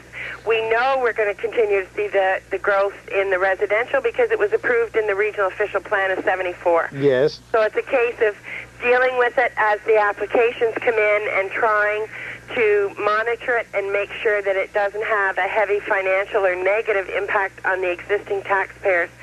The business growth that we've seen, that's a direct result of this council's mandate that attracting business was their top priority. Right. And we look forward to that continuing. And it's been an exciting 3 years, a very busy 3 years, but very exciting, very challenging, but very rewarding. Very good indeed. Now, will you take a little rest before December 1st swearing in? No, actually tomorrow night I have to be at a dinner on behalf of the municipality, and the next night I have to be at a dinner, so work starts again first thing tomorrow morning. Very good. Well, Diane, again, congratulations on a successful campaign, and best of luck over the next 3-year term. Thank you very, very much. And thanks for talking with us. Thank you. Bye. Bye. That was Diane Hamry, re-elected in the municipality of Clarington. That certainly was a hotly contested race in Clarington. They certainly had lively debates down there. Right, so the latest updates you have, what's the latest on the Whitby mayor's race? Do you have anything on that? Mayor Tom Edwards is still in a dogfight. I think it's really too close to call there. Okay. They're just votes apart. He has taken the lead, but it's only by the thinnest of margins, and certainly I'm sure that he's going to have a late night as it unfolds. So we can declare Diane Hamry re-elected in the municipality of Clarington, Nancy Diamond re-elected in the city of Oshawa, and the race for the mayor of Whitby is too close to call. It's 25-77 for Tom Edwards, and Pat Perkins has 25-65. It's 12 vote difference, and that's too close to call. Right. It's rather interesting that I'm noting in downtown Oshawa, if Dina Dykstra gets elected, who was, I think she has a Buckaroo store in downtown Oshawa. That's right. And certainly a Larry Dupuis supporter, because, of course, Larry was an entrepreneur who brought the Buckaroo stores into being. And it would seem to me that downtown Oshawa, and that was her theme, will in fact be one of the major themes on the table over the course of the next 3 years. We've gone through a recession. Not too much has happened, and that's understandable. I think there's any tax increases would be too much in that particular time. But certainly, I think people are saying now, let's get something done in downtown Oshawa. Right. So the results that we're sequencing through, it appears that Robert Lutzig has defeated Margaret Shaw in Ward 3. It looks as if Marianne Shoulder has been successful in Ward 4. She's leading Nestor Pidwer-Becky by 150 votes. And Mr. Gray has a lead of 84 votes over Dave Conway, the incumbent, in Ward 5. That in itself is quite surprising. Right. Dave was spending a lot of time on Linda Dion's campaign, and it was thought within the ward that maybe he wasn't doing his job. I saw him one night. I said, "Are you running?" And I said that in jest because he hadn't been seen too much and he didn't have any or many signs up. He's been quite an effective councillor over the last number of years, and to go down 2 defeat would be quite stunning. Yes. Now we're going to go up to our anchor desk at City Hall, and I understand we have Robert Lutzik, the successful candidate for Ward 3. Successful indeed, and Robert, congratulations. He has a smile on his face, so definitely a happy man. Thank you very much, Glenn. I'm very excited right now. It's been a very hard campaign, and I'm glad it's winding down in the last moments, and I'm very happy to see that I won. Quite a coup to beat an incumbent, and particularly one who's been around so long, Margaret Shaw. How do you feel about that? Well, I feel that the overriding wind seemed to blow in the direction of change. It was the overwhelming response that people wanted to see, and change is what they're going to get. You've made some ambitious plans in the information that's been provided to us, cutting council by a third and increasing policing. How would you propose cutting council by a third? Others have brought forth the proposition that the 5 local councillors that we have right now we could operate and function quite well without them. For the size of the municipality, compared to such as Mississauga and other cities that are much larger and operate with fewer councillors, I don't think it would be an impediment to the city of Oshawa with only having 10 councillors. So you're supportive of cutting down the size of council at this point then? That's correct. I think you've probably got a fair bit of support in that way too. I understand that several people are in favor of the dropping of the local councils because of the doubling. Some of the other ideas that you had was in regards to university. Yes. Just what's your plans there? Or what well, that's something I brought up last time at the last election. And Oshawa is the largest city in Ontario without a university. It's something that's really required, a fully functional university. I'm very glad to see the steps that are being taken at Durham College in regards to expansion of their classrooms for university courses and whatnot, but I would like to see a fully functional university for downtown Oshawa. Cities like Kingston, for example, and Ottawa with the Byward Market have very, very good downtowns that are vibrant and alive, and primarily because of the influence of students, university students. You also indicated that you consider rolling back property taxes 10% over 10 years. It seems fairly ambitious concerning the economic times that we've been going through. Do you think that's feasible? Absolutely.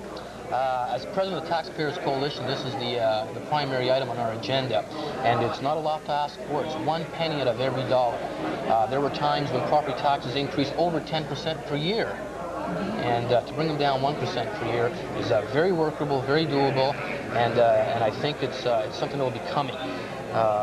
It'll be some of the positive things that'll be coming out of Oshawa through the newspapers, the entire province. Look, City of Oshawa, 10% reduction over 10 years in property taxes. Very exciting and very workable. Another common, in fact, about taxes is that you suggest that with the development of properties, the cleaning up of properties, therefore the assessments will change and perhaps a revenue generation. Absolutely. We're looking forward at opening the doors for business in Oshawa, increasing the industrial base and the commercial revenue from taxation. In theory, taxes shouldn't really increase because in a municipality that's growing, you don't even have to need a percentage increase to have a bulk increase in the overall revenue for the city. And for that reason, we should be able to grow without the increase in taxation. Another comment that you've been talking about, and I'm just waiting to see all this chalk come into your office to start marking up tires. The parking. Yes. Parking downtown is a horrendous issue that is bothersome to most people. The idea that we gain revenue is all fine and dandy from the city from parking tickets. However, if you're scaring away business, you're shooting yourself in the foot. We can't have that happen anymore. Great. Well, once again, congratulations on your new post and on defeating Shaw again, with a long-time candidate that has gone down and you are the man now in charge there. Very good. Well, thank you very much for having me, Glenn and Stephanie, and I'm looking forward to serve the people. Great. That's Robert Luchik now. Where are we headed to? Linda. Looks like we'll be joined by Linda Dion, mayoralty candidate. And I guess at this point, it looks like the mayor's race has been fairly well decided at this point. And I guess the fact that Ms. Dion is joining us at this point may lend credence to that fact at this point. It was certainly, I think, as we've been hearing, a race that a lot of people thought was over before it started in the case of the mayor. Yeah, I'm not sure that's necessarily fair comment. It's never over till all the votes are counted, that's for sure. Welcome, Linda. Thank you, Stephanie. Thank you for joining us this evening. Yes, thanks. I guess the results are somewhat a little disappointing for you at this point. Yes, they are. However, the voters have spoken, and that's the way that it is. So, we have to abide by that. I'm quite happy with the race that we ran. I think we had a really good team that got out and tried to do the best that they could. And I don't know what the voter turnout is yet, Stephanie, like what percentage or anything like that. But it'll be interesting to know whether there was a low voter turnout, as traditionally municipal elections do have. So we'll have to see what happens. Unfortunately, we can't enlighten you on that at this point because we don't know what the turnout was like either. Yeah. There have been some comments about the very strong sign campaign that you ran this time. Yep. Certainly probably the strongest sign campaign we've ever seen in this area. Yes, I was quite proud of that sign campaign actually, and so are the sign team. And Leslie Vanessa, who is my sign chairman, has every right to be very pleased with it. I think we ran a very good campaign. It was a difficult one. The signs went up, and we did a very planned kind of campaign from the beginning, and just grew as the campaign was progressing. But near the end, it was. It was very frustrating to see the amount of damage that got done to the property. It was almost a shame to see that happen, because I think many of us ran very good campaigns and tried to keep our signs clean and tidy, and as a result of that, I think it was a good sign campaign. So I thought it was a great sign campaign. Where does City Council go from here? You've indicated throughout your campaign that you're very concerned about some of the factions that have developed on council and some of the friction that makes it difficult for council to work together for the betterment of the city. Where do you see that going at this point? I have no idea, because I have no idea what the end results are in this particular campaign. I just got here, so I'm not really sure where all the races are going. I would anticipate that there will still be sparks flying on this council, because there's still a major issue of concern to the South Oshawa community residents that they have waited long for, and unfortunately I don't see a resolve to that issue coming forward. So I think it's going to be difficult for the next 3 years, although now that the economy is starting to get a little bit better, I think we might see that things may move a little more smoothly as the jobs start to stabilize, and some of the projects that have been started after a long period of time come to fruition and are completed. So we'll see that kind of an You've certainly been instrumental in starting a lot of the projects that are currently before council at this point. So how do you feel about monitoring those and seeing them through to conclusion by other members of council? That's not going to be my job, okay? That's not necessarily my job to monitor that now. Your job is to monitor that while you're on council and to make sure that the needs of your constituents get met. But in my view, the projects will proceed, and yes, I'm very proud of the accomplishments that have been made in my career on council and before that as well on school board. So I'm very pleased. After 18 years, there's not a lot that I can say I haven't done, because I really have accomplished a fair bit, and I'm proud of that record. Well, I think your track record speaks for itself, Linda, and the citizens of Oshawa are certainly very fortunate to have had you advocating on their behalf. I hope this doesn't mean that we're not going to see Linda Dion in politics anymore. I can't comment on that right now, Stephanie, because I think I might find out that life begins after politics. So we'll have to see what will happen. Linda, yes, Terry? There is life after politics. I'm sure there is. I just can't wait to find out.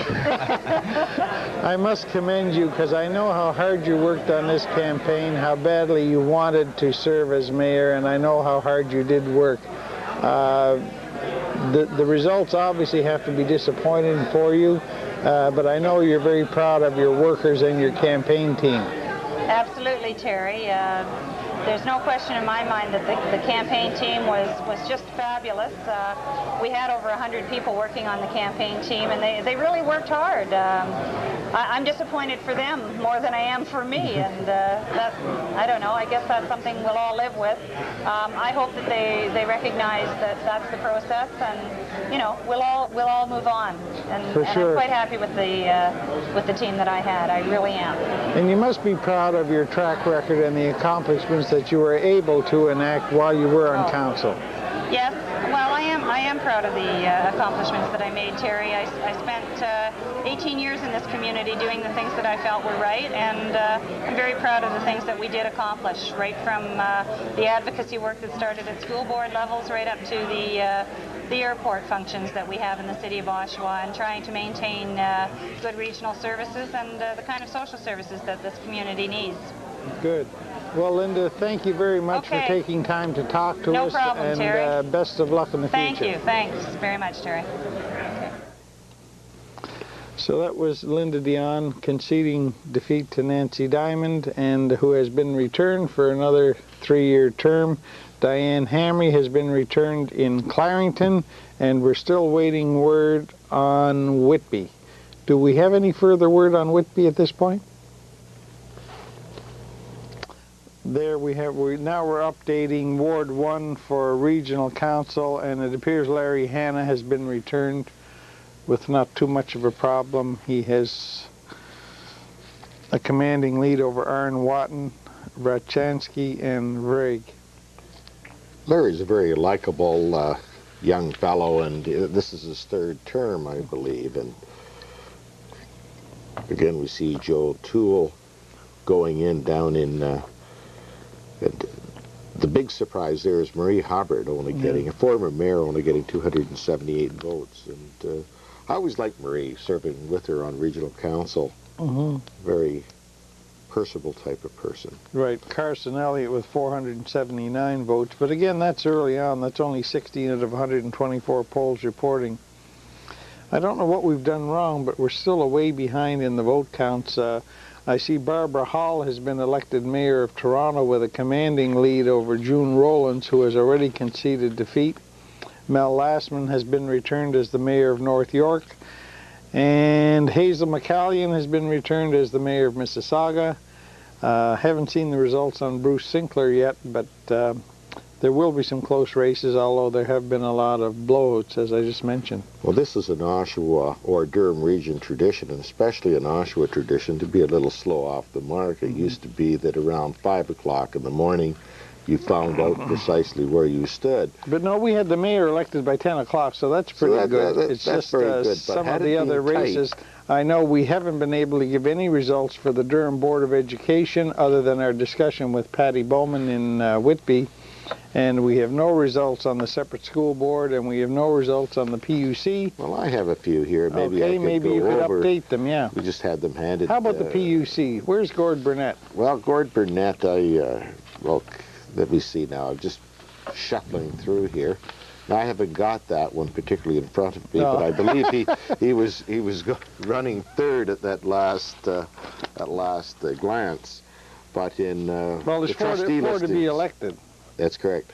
And it would seem that Burnett and Abe Taylor and Broadbent are in, and it's a question of whether Powless and Al Donald will make that 4th one. Right. So that will go on for a little while. In Ward 7 and 9, Oshawa Public School Trustee, it would appear that Nancy McLean will win rather easily. Unfortunately, her husband Larry, who is running in Ward 6 as a regional councillor, will not be making it. Audrey McLean is way out in front of Steve Gooding and Dave Robison, approximately 1,200 votes to in the upper 4s for the others. Kathleen Hopper, I should say. And Kathleen was the only one of the Oshawa trustees who did not support the new building on Taunton Road in Whitby. And anyone who went by there, or the new building that was erected in the past few years would wonder why they would ever spend that type of money, and I wondered if it would in fact be part of this campaign. But in wards 3 and 4 we have a very tight race between Jane Wiest and Mike Nicholson. Of course they commented down in Oshawa City Hall, and we're going to go down to Oshawa City Hall right now. Let's go down there. They have some updates, better than we have perhaps. With us, Dave Thompson, City Councillor, Wards 5 and 6. Dave, thank you for joining us. Well, thank you very much. I guess I have to concede that Judy Spring's going to get re-elected again in 5 and 6. It was something that wasn't expected, but you know, the third time out, and it's unfortunate for us, but we gave a good race, and we just didn't get the numbers out. We had the numbers, but they just didn't come out. We knew it was there, but people in Oshawa, again, are very apathetic, and we just didn't get the people out. So a lot of people running in wards 5 and 6, in fact 6 in your particular race. Do you think that has any impact on the numbers, as you say, and how to predict them? I think Ward 5 and 6 is the toughest ward to run in Oshawa. I've been running since 1988, and when you look at running in Ward 5 and 6, it's a tough race. Last time out, McLean, Spring and myself, McLean, and you know, he took a big chunk. Spring just squeaked ahead, and I was running third. I thought this time running that I'd have a good shot, as I came behind Jackula right now, and that's a real surprise to me. Just a turnaround right now, and basically I would think in Ward 6 that I lost the votes there. It's usually a very high voter turnout in wards 5 and 6. I would say that in Oshawa, that wards 5 and 6 is the highest turnout in any wards in Oshawa. We have some, you know, our people in Oshawa in wards 5 and 6 are very concerned. And it's just a tough race to run in. If I picked another ward, like I'm really happy John Gray got elected. It looks like John Gray's got elected. We have 7 new people coming into City Council, which is great.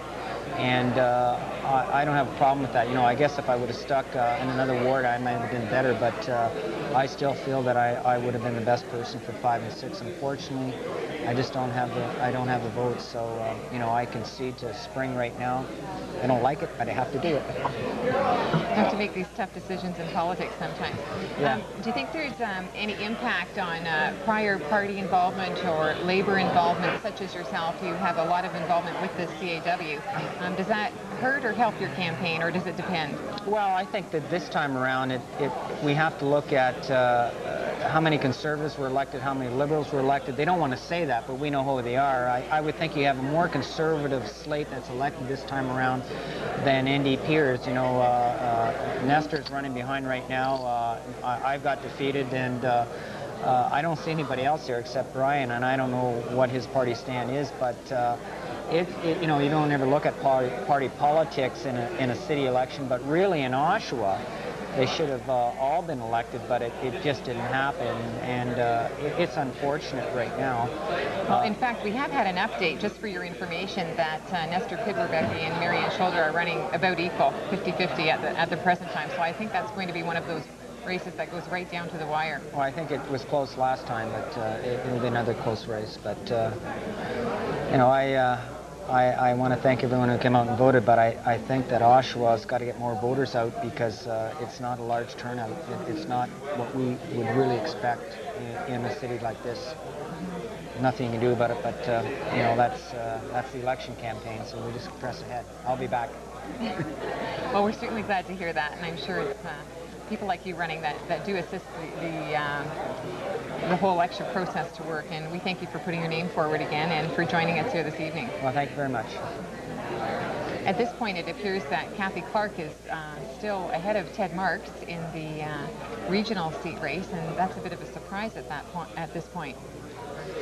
Probably more so than people were anticipating, I think, but she's put together a good campaign.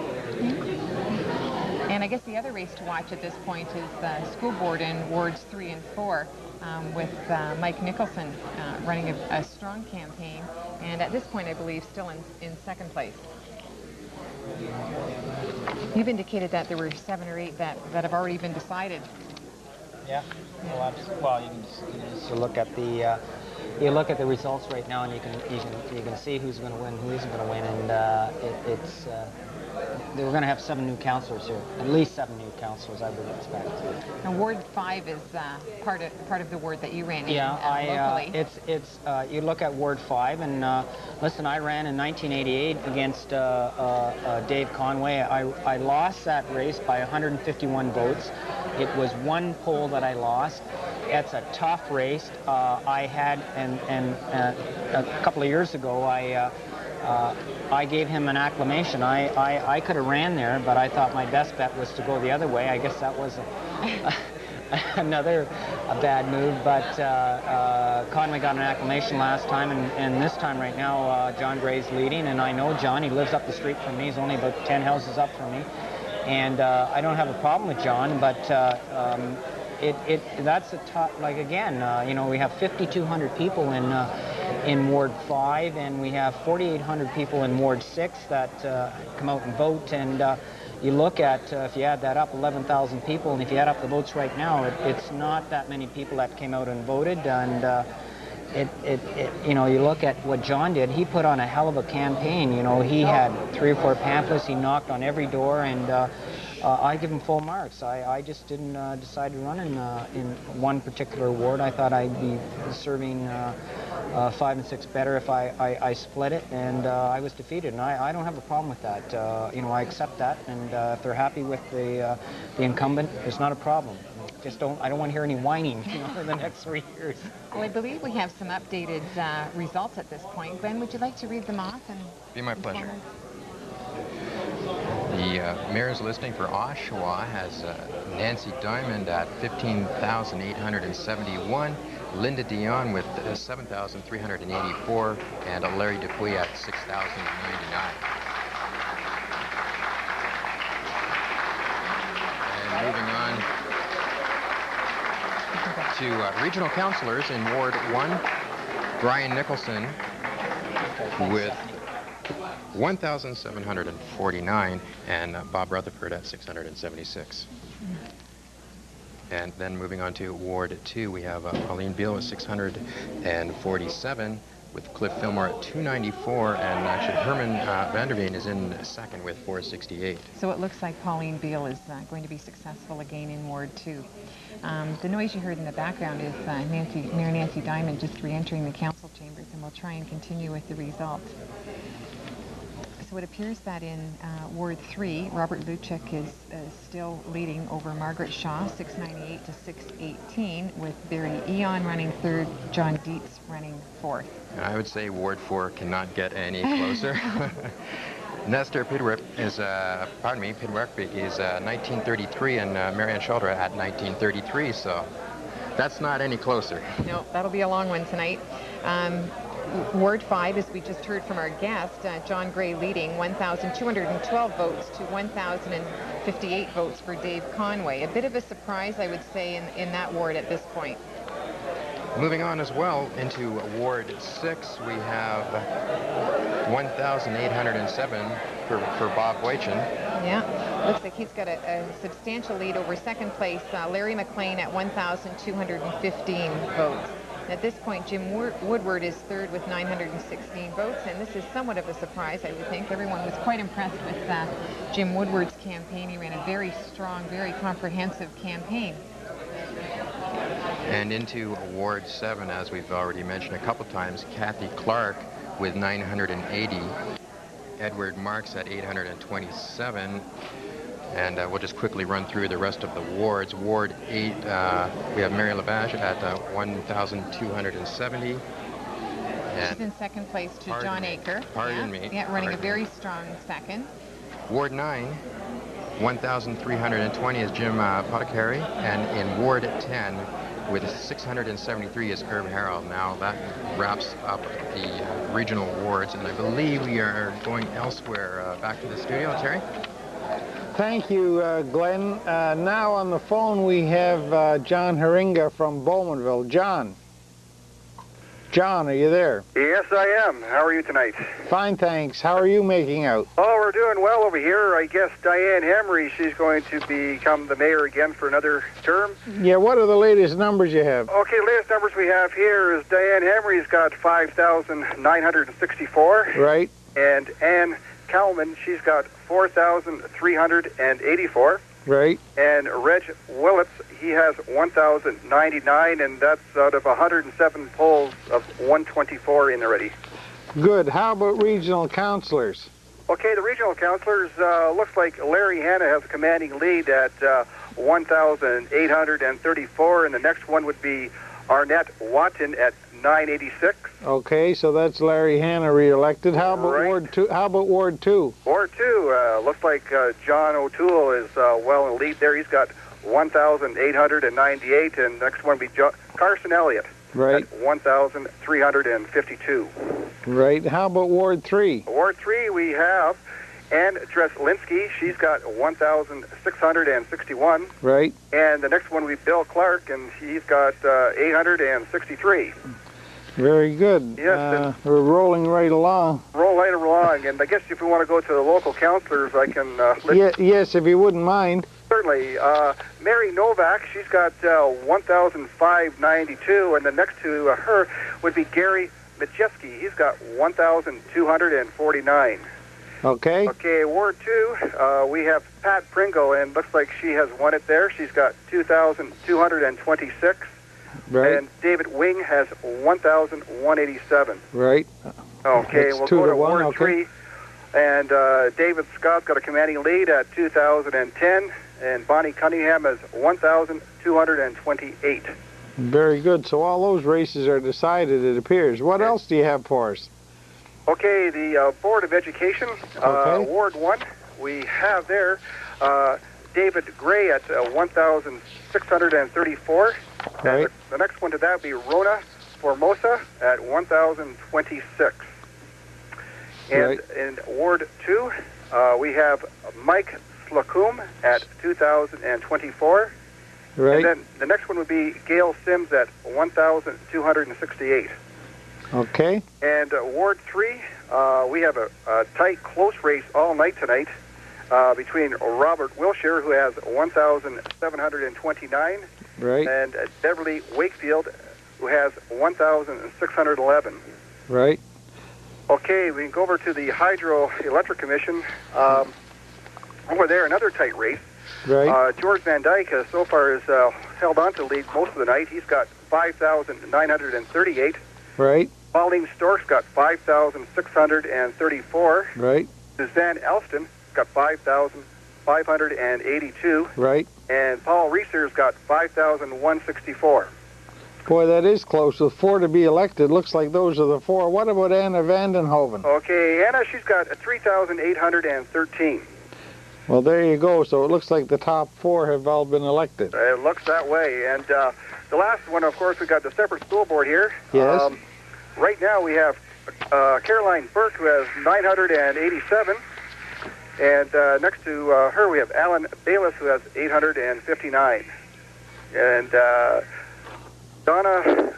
Cecil Mackesy, has 627. And what about Donna Lucas Astley? Okay, she's got 623. 23. Very good. Well, that's the complete slate. That's complete slate for you. And thank you. Let me see now. I can give you an update of the mayors. Okay. Okay, 111 polls to be reported, and Diane Hamry, she's got 6,169. Right. And Ann Kalman's got 4,634. Thank you very kindly for that report. You're welcome. And right now we are going up to Oshawa City Council chambers with our re-elected Mayor Nancy Diamond, and we'll turn it over to you, Glenn. Well, you know, Terry, it's a pleasure being on location because we get the honor, Stephanie and I, of talking to Nancy. Nancy, congratulations. Thank you very much. It's been a long day, and it's a relief at this hour. Very tough campaign this time? Yes, it was, and it's interesting. One of the reporters said in my office that he thought that it was a non-existent campaign, and yet my campaign office is overflowing with the volunteers. So we certainly have been out there working and are most gratified with the results this evening. Were you somewhat surprised by the margin, the substantial margin you have over both of your opponents? Could I say instead that I appreciate it? And I don't say that in a facetious way at all. I had two very strong opponents.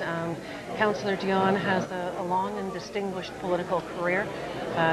Mr. Dupuis is a noted businessman, and so it certainly is appreciated that I've been returned with this kind of majority, and I take it most seriously in what it means for us in the next 3 years. Nancy, your past term had some difficulties at the beginning with the GM problems, and then for a year and a half or so, all of a sudden you're faced with a 15% unemployment. And things are turning around now, so it must be quite a pleasure for you to look forward to the next 3 years.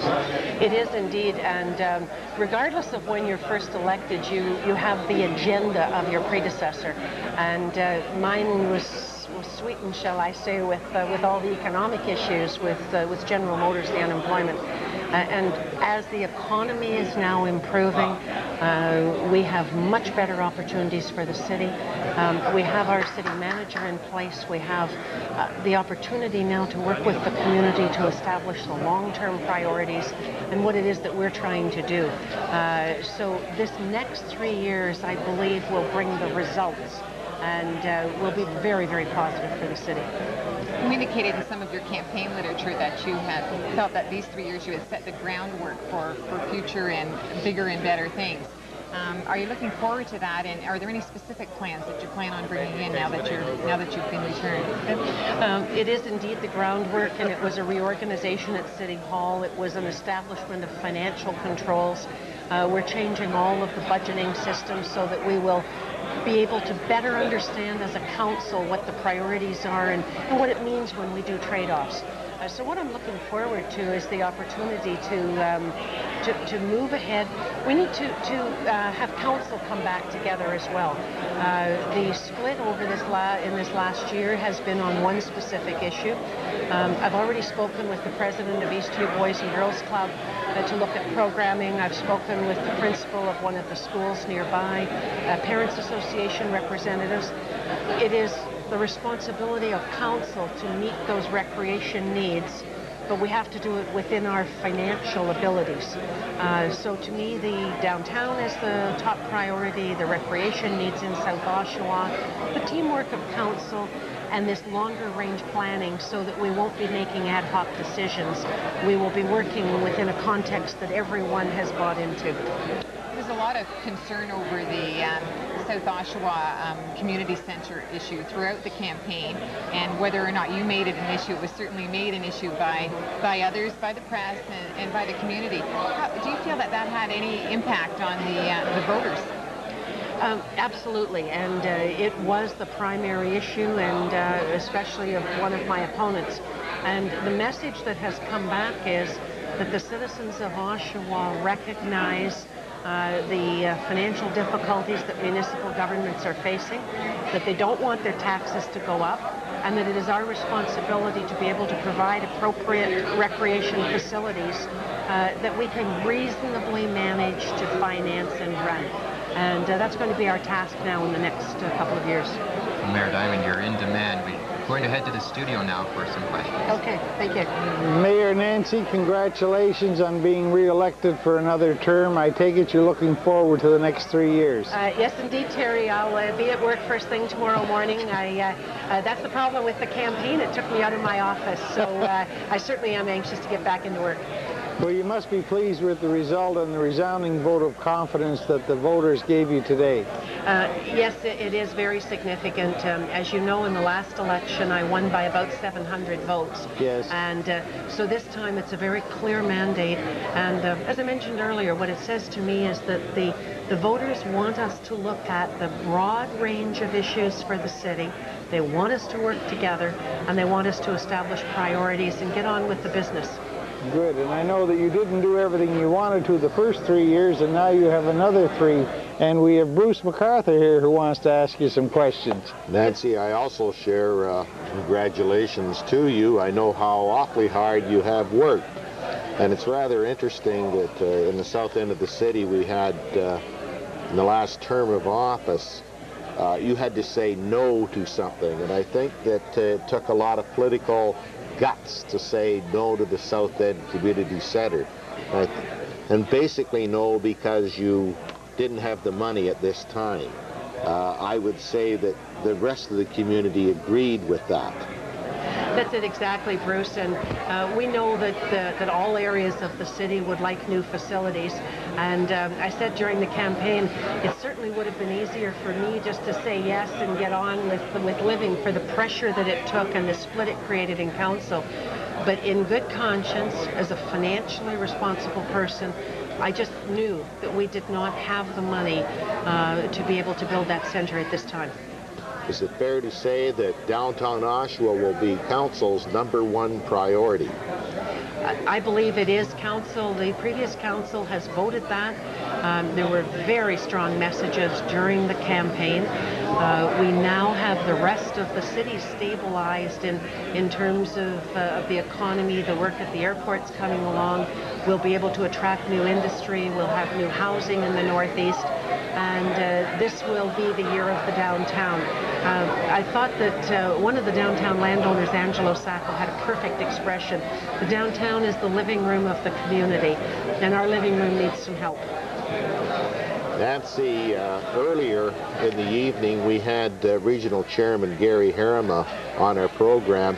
He indicated that he was indeed going to run again for Regional Chairman. We asked him about the Hillstone project in downtown Oshawa, and he indicated that any building that would be done in downtown Oshawa would not be with Hillstone but on another site. Would you comment on that? As a matter of fact, I have had discussions with the regional chair, and I needed to be clear in terms of the election, but we'll be working with him immediately to try to work out this issue. We still believe that it should be in Oshawa, and we'll have to straighten out with Hillstone just how this is achieved. But I'm available, and we're working much more positively with the region now, so I hope that we'll be able to solve it. Well, Nancy, thank you very much, and again, congratulations on being re-elected for another 3-year term as mayor of the city of Oshawa. Now, I know you want to go celebrate, so congratulations and good luck. Thank you very much, and we'll celebrate a bit tonight, but as I said, we'll get back to work tomorrow. Thank you. Oh, sleep in, sleep in. Oh, no, there's too much to do. Thank you. Thanks very much. Good night, Bruce. Good night, Terry. Good night. Too much to do. Well, Glenn, it'll be interesting to see how Mayor Diamond unites the new council with some new faces and some old faces, some former faces, and see what effect that has on the new council. Exactly the point. There certainly seems to be some new candidates coming in. Thank you. And see you in January. there'll be some fresh faces to work with now, and they'll have to gel all together and learn each other's personalities and go forward for the next 3 years. And Mayor Diamond has indicated that one of her priorities is teamwork, and it certainly makes sense that council will function much more effectively that way, and it'll be interesting to see how it unites and how they all can manage to work together at this point. We do have some updated figures that were provided to us briefly and then taken away. And it appears at this point that it's still a very close race between Pidwerbecki and Sholdra. The last figures we had, they were still tied at exactly the same number. It does appear now that there's about a 5% increase or 5% spread between John Gray and Dave Conway in Wards 5, Regional Ward 5. So that'll be an interesting one to follow throughout the course of the evening. And it also appears that in Ward 7, Kathy Clark is still ahead of Ted Marks at this point, and there's a 7% spread at this point. So that's be very difficult to overcome at this point of the evening, I would think. I would think so too. Obviously, we do have some polls that aren't completed yet, and it looks like it might be a little too difficult to overcome. Well, it looks like we have one of our former incumbents joining us after another successful campaign against the former nemesis, Mr. Rutherford. So we have joining us Brian Nicholson from Ward 1, successfully re-elected. Congratulations. Oh, thank you very much. Thanks for having me on the show. Now, they say 3 times luck, but I guess this is 4 times you're in and it's not luck. Well, in politics they say the first election's on promise and the rest is on results. And I guess if you work hard enough and you're in tune with your constituents, then you do well in election time. I've always said it's what you do between elections that gets you elected, not what you do in the last 6 weeks. So I asked Joe Palazzi the question when he was on the show that why do you not have very many people running against each other in the south wards? Why is it just in wards 5 and 6 and some of the northern wards? It's hard to say. It'd be easy to claim it's the great service that the constituents get down there from the councillors, but I wouldn't want to make that kind of statement. I think we just try and do our best. We work hard for our constituents. We try and keep us in tune with the needs of the ward as much as we can, and then hopefully that will result in strong support from the community. Joe was acclaimed, which shows strong support for his record, and we have about 75% of the vote, which is always gratifying to see. And just try and do your best. Well, as a veteran councillor, you must have some comments on some of the other races that have gone on this evening. First of all, how about the mayor's race? I'm a little astounded. I thought it'd be a lot closer than it was. Obviously, Nancy Diamond's message got through a little stronger than everybody else's. It's always difficult to run against a mayor when you've had 3-year tax freeze out there and people are looking for someone that has some experience. The other candidates obviously split the vote, but the reality is that the people are always right, and we have to work with whoever is elected, and obviously Nancy and I will continue to work and try and serve our constituents the best we can. Any of the other races that are surprising to you at this point? For example, the regional Ward 3 race between Robert Luchuk and Margaret Shaw. Looking like at this point Margaret Shaw is being defeated. Actually, most of the other races are surprising me right now. I like to pride myself on being a bit of a prognosticator on numbers. I think I went 1 for 12 tonight, so if I was a betting man, I'd be broke. But Margaret's done 30 years of service for our community. She's worked very hard in all levels, and there always will come a time when the people want to make a change, and it appears that in Ward 3 they've made a change, and it's no in any way, I think on Margaret's record, I think there's just a need for change out there. Any predictions on the Ward 4 race? Pidwerbecki and Sholdra tied. I think we're going to be looking at, the very least, a recount. Maybe we're looking at another election. Maybe that's the best way to resolve the situation, is to go back to the polls again and let the people of Ward 4 make their choice again. Well, they made their choice 3 years ago, and they're making it again tonight. Which way do you think it'll go? It's hard to say. I mean, I'm like I said, I'm 1 for 12 tonight, so I don't want to give in to the jinx. Nestor's done a good job. I've worked with him for 4 years. He's a bit of a mentor for me. He got me involved in politics almost 25 years ago. I've worked with Marianne Shoulder for many years, so they're both good, strong people. Ward 4 had a very difficult choice, and it looks like they've ended up in a dead heat. So who knows what the future will hold, and maybe there's an advanced poll out there that might break the tie. Are you surprised at all by the results at this point in Ward 5 with Dave Conway looking like he's in second place at this point behind John Gray? I just heard that coming into the building here. I was not aware of that. My initial reaction was just stunned. Dave Conway is a very strong councillor. He cares about his ward very much. He's worked very hard. John Gray is a very personable candidate. He really believes in his ward. He believes in the people. He'll make a great councillor. But I would never have expected a councillor, a veteran like Dave Conway, who was acclaimed last time, to go down to defeat. And if that is what's happening tonight, I guess stunned silence is all I can give you on that one. I have no explanation whatsoever. I guess the other race that we'd like to ask you about, since you are a veteran of council, is the regional City Councillor Ward 7, where Ted Marks switched from running locally to regionally and is now in second place at this point to Kathy Clark by quite a substantial margin. Any comments on that? Well, it's pretty obvious in that area there's an overriding issue that's affecting the race and maybe changing the numbers from what the norm would be. There's a great concern in the community about the situation with the hospital. I'm a staunch supporter of the hospital. I think it's the best thing for the city. But obviously there's a message out there that we have to sell the need for the hospital expansion much more strongly within that community, because obviously people are creating a great amount of concern about how it's being undertaken. I understand you have your brother running for school trustee. Yes, he he appears is. to be doing very well at this point. He ran a very strong campaign. We worked with him a lot in the campaign, and he's got a lot of energy and a lot of commitment for the area. I just saw his numbers when he came in there, and he seems to be ahead by about 20 votes. Yes. We'll see if that holds the rest of the night. I think he'd make a good trustee. He works hard, and I think that's what people are looking for in a ward system, and especially for trustees. Someone's going to look after the parents' needs, look after the kids coming first. And that was his whole issue, is the kids have to come first, not the trustees, not the bureaucrats. And it appears that message is going to hopefully lead him to victory tonight. I have my fingers crossed and my toes. He didn't have quite as easy ride of it as you did. Well, when you run for the first time, it's always you've got to go earn your spurs. You can't get them just because you put your name on the ballot and expect everyone to vote for you. You've got to knock on thousands of doors. You've got to put up the signs. You've got to get the message out there. He worked very hard, and he's pushing hard for the community. Do you think the ward system will benefit the school board system? I think it's going to be a great benefit to the school board system, just for two major points. One, it's going to make the trustees much more accountable. And secondly, it's allowed the trustees and the councillors, both locally and regionally, to work together on issues across jurisdictions. And I think that has to benefit the community as a whole. Sometimes a traffic problem can affect a school, but not the rest of the neighborhood. But a school trustee can't fix it, but where a councillor can. Conversely, when we look at park development and we look at future development such as joint uses of the facilities, we have to get the trustees and the councillors working together, and it's much more easier in a ward system where they represent the same area than it is citywide, where it's very confusing.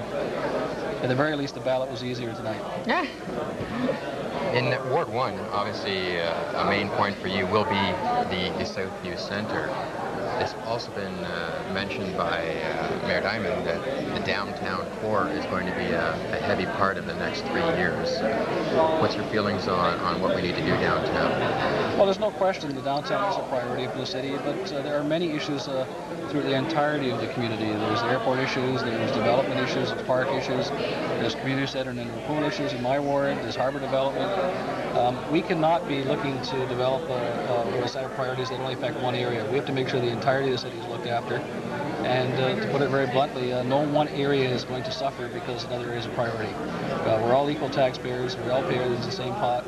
Our votes are all the same. So all the 10 wards, there are issues and they all have to be looked after. Downtown is a major priority, but it's one of 3 or 4 very major priorities for this term. Well, we know you've been a strong advocate on behalf of the citizens in your ward, and hopefully that will continue over the next 3 years, and we certainly know you'll be fighting hard on their behalf. Thank you for joining us this evening, and best of luck in your new term. Well, thank you very much for having me, and I want to thank all the people that voted in Ward 1 and throughout the city for taking part in our process. Thank you. Thanks a lot. Well, some interesting comments there from Brian. Obviously some surprises, even to a veteran like himself, as to some of the races and the way they have developed this evening. I guess it just goes to show you that in politics, nothing's certain. And there's always surprises. He said it himself. He walked in the door and just about fell to the ground with some of the results that he was hearing.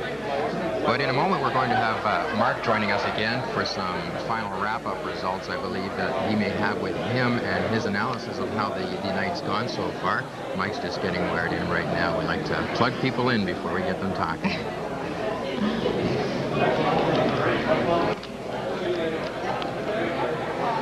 Mark, once again, joining us. And just wait for 1 second while I get his earpiece in so he can talk to the studio as well. You're all wired up now and ready to go. Great. Okay, now, Mark, we're down to the 9th inning here, and what do you feel? It's a very bizarre night. I don't know if you guys have talked much about what's happening with Nestor Pidwerbecki and Marianne Sholdra. It is a tie. They've counted all the ballots, and I talked to the city lawyer. She tells me that what they will be doing is a recount. I guess they're kind of hoping that one way or another this thing will be settled. But guess what, folks? If the recount doesn't settle it, this thing ain't over yet. You're just in for round 2, because they're doing another election if it ends up being a tie. This is unheard of. I mean, I'm a very poor mathematician, so I don't know when you have 1,250 votes what the odds of having a tie are, but I would imagine they're pretty small. And I guess we all knew that it was close between Marianne and Nestor. I don't think we knew just how close it was. We're also seeing a very, very different council. 6 or possibly 7, depending on what happens with Nestor and Marianne, new councillors. This is a whole new ball game, folks, and although the mayor was re-elected, it's going to be a very, very different council. Mind you, I don't think it's going to be that much of an easier council for Diamond, because it's not that her friends were elected either. So I think you're going to still see a very fractured council in Oshawa, but a real regrouping of that council. We've certainly heard earlier in speaking with Mayor Diamond the desire to put teamwork as a priority. Do you think with the people that have been elected that that's going to be a possibility? Do you think it's going to be a difficult task? I think, quite frankly, the ball's in Mayor Diamond's court. One of the things she didn't do very well over the last 3 years is be an inclusive mayor. And I think if she wants to get her agenda through, she's sort of like Bill Clinton in a way. She doesn't have that needed support to get her message through, although she has won herself. And I think that if she wants to make perhaps her second term a little more successful than her first term, she's going to have to work with some of those new councillors and perhaps build bridges with some of the old councillors. And that's a pretty tall order. Mind you, she does have a way with working with people, and I think that's part of why she was re-elected tonight. To the average guy on the street, she comes across very well. If she can transform that into working with councillors, she'll have a better second term than she did first term. Well, thank you for the comments, Mark. I've enjoyed your analysis here and certainly helped us out throughout the night. And then we're just going to wrap it up here from Oshawa, the City Council. And Stephanie, your final thoughts? Well, it looks like it'll be an interesting term. Personally, I'm glad to see some new faces on council. I think change is good for the most part, and hopefully it'll be interesting to see what new views are brought to council and how they are brought together by Diamond for the better good of the city. Okay, and indeed there are just perhaps a recount or a revote going to take place, but at least the mayor has been decided, and as many did suggest, decided a little while ago. So once again, the ceremonial chain of office will be worn by Mayor Nancy Diamond. And that's it from here at the City Council in Oshawa. Let's go back to the studio. Well, thank you very much, Glenn, and we'd like to thank Glenn Butt and Stephanie Ball for their fine efforts anchoring the desk up at Council Chambers in Oshawa City Hall. We're waiting on some further results from Whitby, and we'll go to Roberta Romano on the phone now. Hi, Roberta. Hi, Terry. Can you give us the latest results you have for the race for Mayor of Whitby? Well, right now we have... I have in front of me 155 polls returned, but we just heard there's about 176 now. Yes. Right now what I have, Tom Edwards is leading with 6,720 votes. Yes. And Pat Perkins isn't too far behind with 6,230. So, I mean, it could change on a dime. It's been neck and neck all night long. Yeah, that's a difference of 490 votes. Is there enough polls left that she could turn it around? I think, yeah, she could have a chance. There was only about one time when Pat Perkins was ahead by 1 vote. Yes. So it looks like it's in favor of Tom Edwards right now. But like I said, it could change at any moment. There are a few polls left to go. We'll be calling you back, I'm sure, in a few minutes to update you on what we have going on over here. It's absolutely crazy back here. We had the candidates has finally crazy started. Back there. You should be here. Oh, I know. Is it nuts over there? I have no monitor. I can't see anything. But the candidates started rolling in about half an hour ago, so a lot of them felt it was a little premature to talk. They were a little hesitant. They weren't sure what was going on. And I'm sure they would because of the results. Can you give us a rundown of the Whitby regional councillors? Could you give us the latest numbers on those? Yeah, we have, right now we are at 4,655 votes for Ross Batten. And, oh, sorry, that was Marcel Brunel.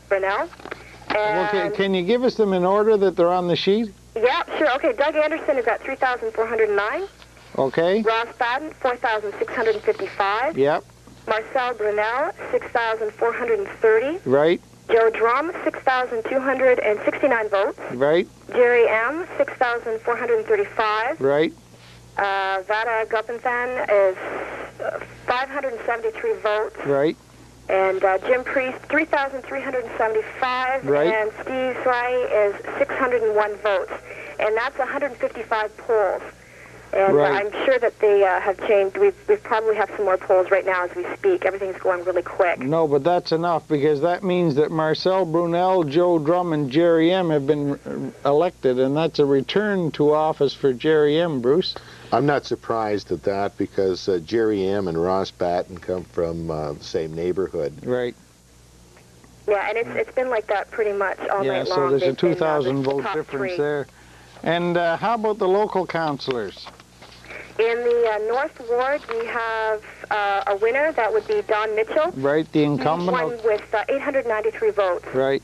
Rick Sidler with 390, and Brian Wick 242 votes, and all 17 polls have returned. Okay, Judy Longfield was acclaimed in Ward 2. How about Ward 3? Ward 3, we should actually have a winner in a few minutes, but right now I have 1,481 votes for John Dykstra. Right, he's the incumbent. Yeah, and Shirley Scott with 1,714 votes. 1714? Yeah, so she is leading. Wow. Yeah, by quite a bit, and that's 40 polls returned. Okay. And Dennis Fox for East Ward Councillor is in the lead with 2,476 votes. Right.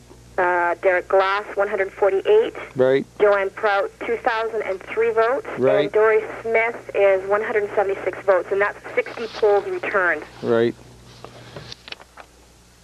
Okay, well, thank you very much for those results. We appreciate all your hard work out there in Whitby tonight, and we'll be looking forward to the final numbers tomorrow. Okay, thank you, Terry. Thanks, Roberta. Bye-bye. So, Well, they say your vote doesn't count. well, it counts in Ward 4 in Oshawa. That's right. If you're Nestor Pidrebecki or Marianne Shoulder. Shoulder, you'd be on one knee begging for that vote right now. What's the number that you have, the final number? I never wrote that down as they were talking, friends were talking from City Hall, but they're in a virtual, and I don't think they said it, but they're in a virtual dead heat at 1,200 and something. No, 1933. 1933. Was the last number I had. They each had 1,933 You votes. see, we got 1.5 pounds of paper in front of us, Terry, and we're all going to recycle it tomorrow, and away we go. But, you know, I think what we're going to see in Oshawa, and I'll dwell on that for half a minute, because we have so many new people coming in, and all of them have their own personal agenda that they think that they won or were elected for. And I think, in fact, that when they try some of their thoughts and ideas on the whole council, it won't hold water. But they have to go through a certain process, because they promised people that they would try this or they would try that. And that's fair. But for the first few months, have faith with that council, because it will be formed into a council, and I'm sure under the leadership of Nancy Diamond, but they have to fulfill or attempt to fulfill some of those promises. And also for some of those who were defeated, thank you very much. We appreciated your input into Oshawa, into the region, into your local municipality. Politics is a blood sport. No one knows better than I. But thank you for your input. Well, thank you, Bruce, for those remarks. For our viewers, I would like to say that we tried something new this time with the anchor desk here in the Oshawa studio, and then we had a desk up in the council chambers at Oshawa City Hall, and we had reporters in the field in Whitby and in Clarington at the municipal building there in Bowmanville. And we did have some glitches, but we've done the very best we could. We know the numbers are nowhere near final in a lot of cases, although the mayors have been returned in Oshawa, Whitby, and Clarington.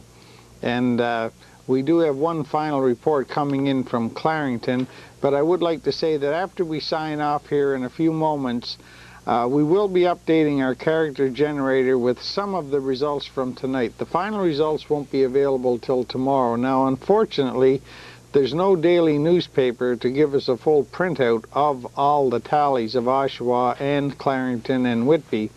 But what we will do is we will endeavor to get the final numbers from the city clerk's offices in each of the 3 city halls, and at some point tomorrow we will make a listing of all 188 candidates in the 3 areas, and we will be running the totals they received, and that will be appearing on our channel. You can also call us tomorrow if you want to know results, and we will be able to give them to you as we have them. And now joining us on the phone from Bowmanville is Reinhold Schumann. Hi, Reinhold. Hi, Terry. What do you have for us? Okay, we have 2 polls left to report out of 124. Okay. We're finished in Ward 1. Right. And we got 1 left in Ward 2 and Ward 3. Okay. Okay, not too much has changed. Mayor Hamry is still the mayor. Yes. 6,766 votes. Right. And Cowman, 5,326. Right. Okay, regional councillors. Yes. Larry Hanna still in the lead with 2,519. Right. And that's complete because Ward 1 is all in now. Yeah, we've declared him re-elected, yep. Ward 2, it's John O'Toole. Right. What's his final total? 1,960. Okay. And Ward 3, it's Ann Drzelinski. Yes. 1,661. Very good. Thank you very much for all your hard work tonight. Okay, there's one tight race in Ward 3 for Board of Education. Yes. Trustee. It's between Beverly Wakefield. Yes. 1,611. Yes. And Robert Wilshire. Yes. 1,729. So that's still undecided there. Yeah, that's a difference of 118 votes. That should be enough unless there are a lot of polls reporting. How many polls was that? 1 poll left to come in. No, well, okay. That's not going to change. Okay. Thank you very much for all your hard work. Hey, you're very welcome. And good night, and we'll see you tomorrow. Hey, bye for now. Thanks, Reinhold. And, yes, Bruce. Well, Terry, here it is. It's just shortly after 11, and basically Oshawa City Council's all in the bag, so to speak. Right. In years past, it's been long past this hour, and I have to congratulate the city clerks or the organization down there for doing something that's a first, of getting us out of here in good time, and we can all go to sleep now and not have to stay awake, except for Nestor Pitterbacky and Marianne Shoulder, and wonder what the results might well be. Well, I'm sure that will be a recount. First of all, they'll count the ballots again tonight, I'm sure, and then there'll be probably an official recount, and then if it's still tied after that, as Mark Stewart indicated early on, that would mean then they'd have to have another election, but it's too early to really comment on that yet. That puts both of those people at a disadvantage when it comes to, because this isn't going to be decided until at least another month or better. By that time, the council will be seated, the various allotments of power, so to speak, what committee you serve on will be given out, and really the person that does get elected from that ward without a clear mandate is the one who's going to have to sit where no one else wants to. That's the bottom line. So a final quick wrap-up. The mayor of Oshawa-elect is Nancy Diamond, the mayor-elect of Whitby is Tom Edwards, and the mayor-elect of Clarington is Diane Hamry. And we will have all of the final results. We will tabulate them overnight, and they will be displayed on our channel tomorrow. And if there's any one specific race or numbers that you wish to have, you can call me in the morning and I'll be happy to provide it for you. I would like to thank our hard-working crew, and I know they are all going to be listed on the credits, but I would like to point out Jeff Kitchen, who's been working very hard since early this morning, coordinating the 4 sites, the studio here with Oshawa City Hall, Ben Rotterman, who has been working tirelessly all day, Tom Tennisco, who's been working on the character generator, Cheetah was in this afternoon and is up at City Hall now, and Carrie Blado, and we couldn't do it without our volunteers. We have Nancy and Daniil and Reinhold, and I know I'm forgetting names, but they're all listed on the credits, and without them we couldn't have put together the election coverage that we provided you with this evening. So thank you for watching. Enjoy your new councils and elected members. Thank you to you, Bruce, for co-hosting with me. And to all our viewers, good night.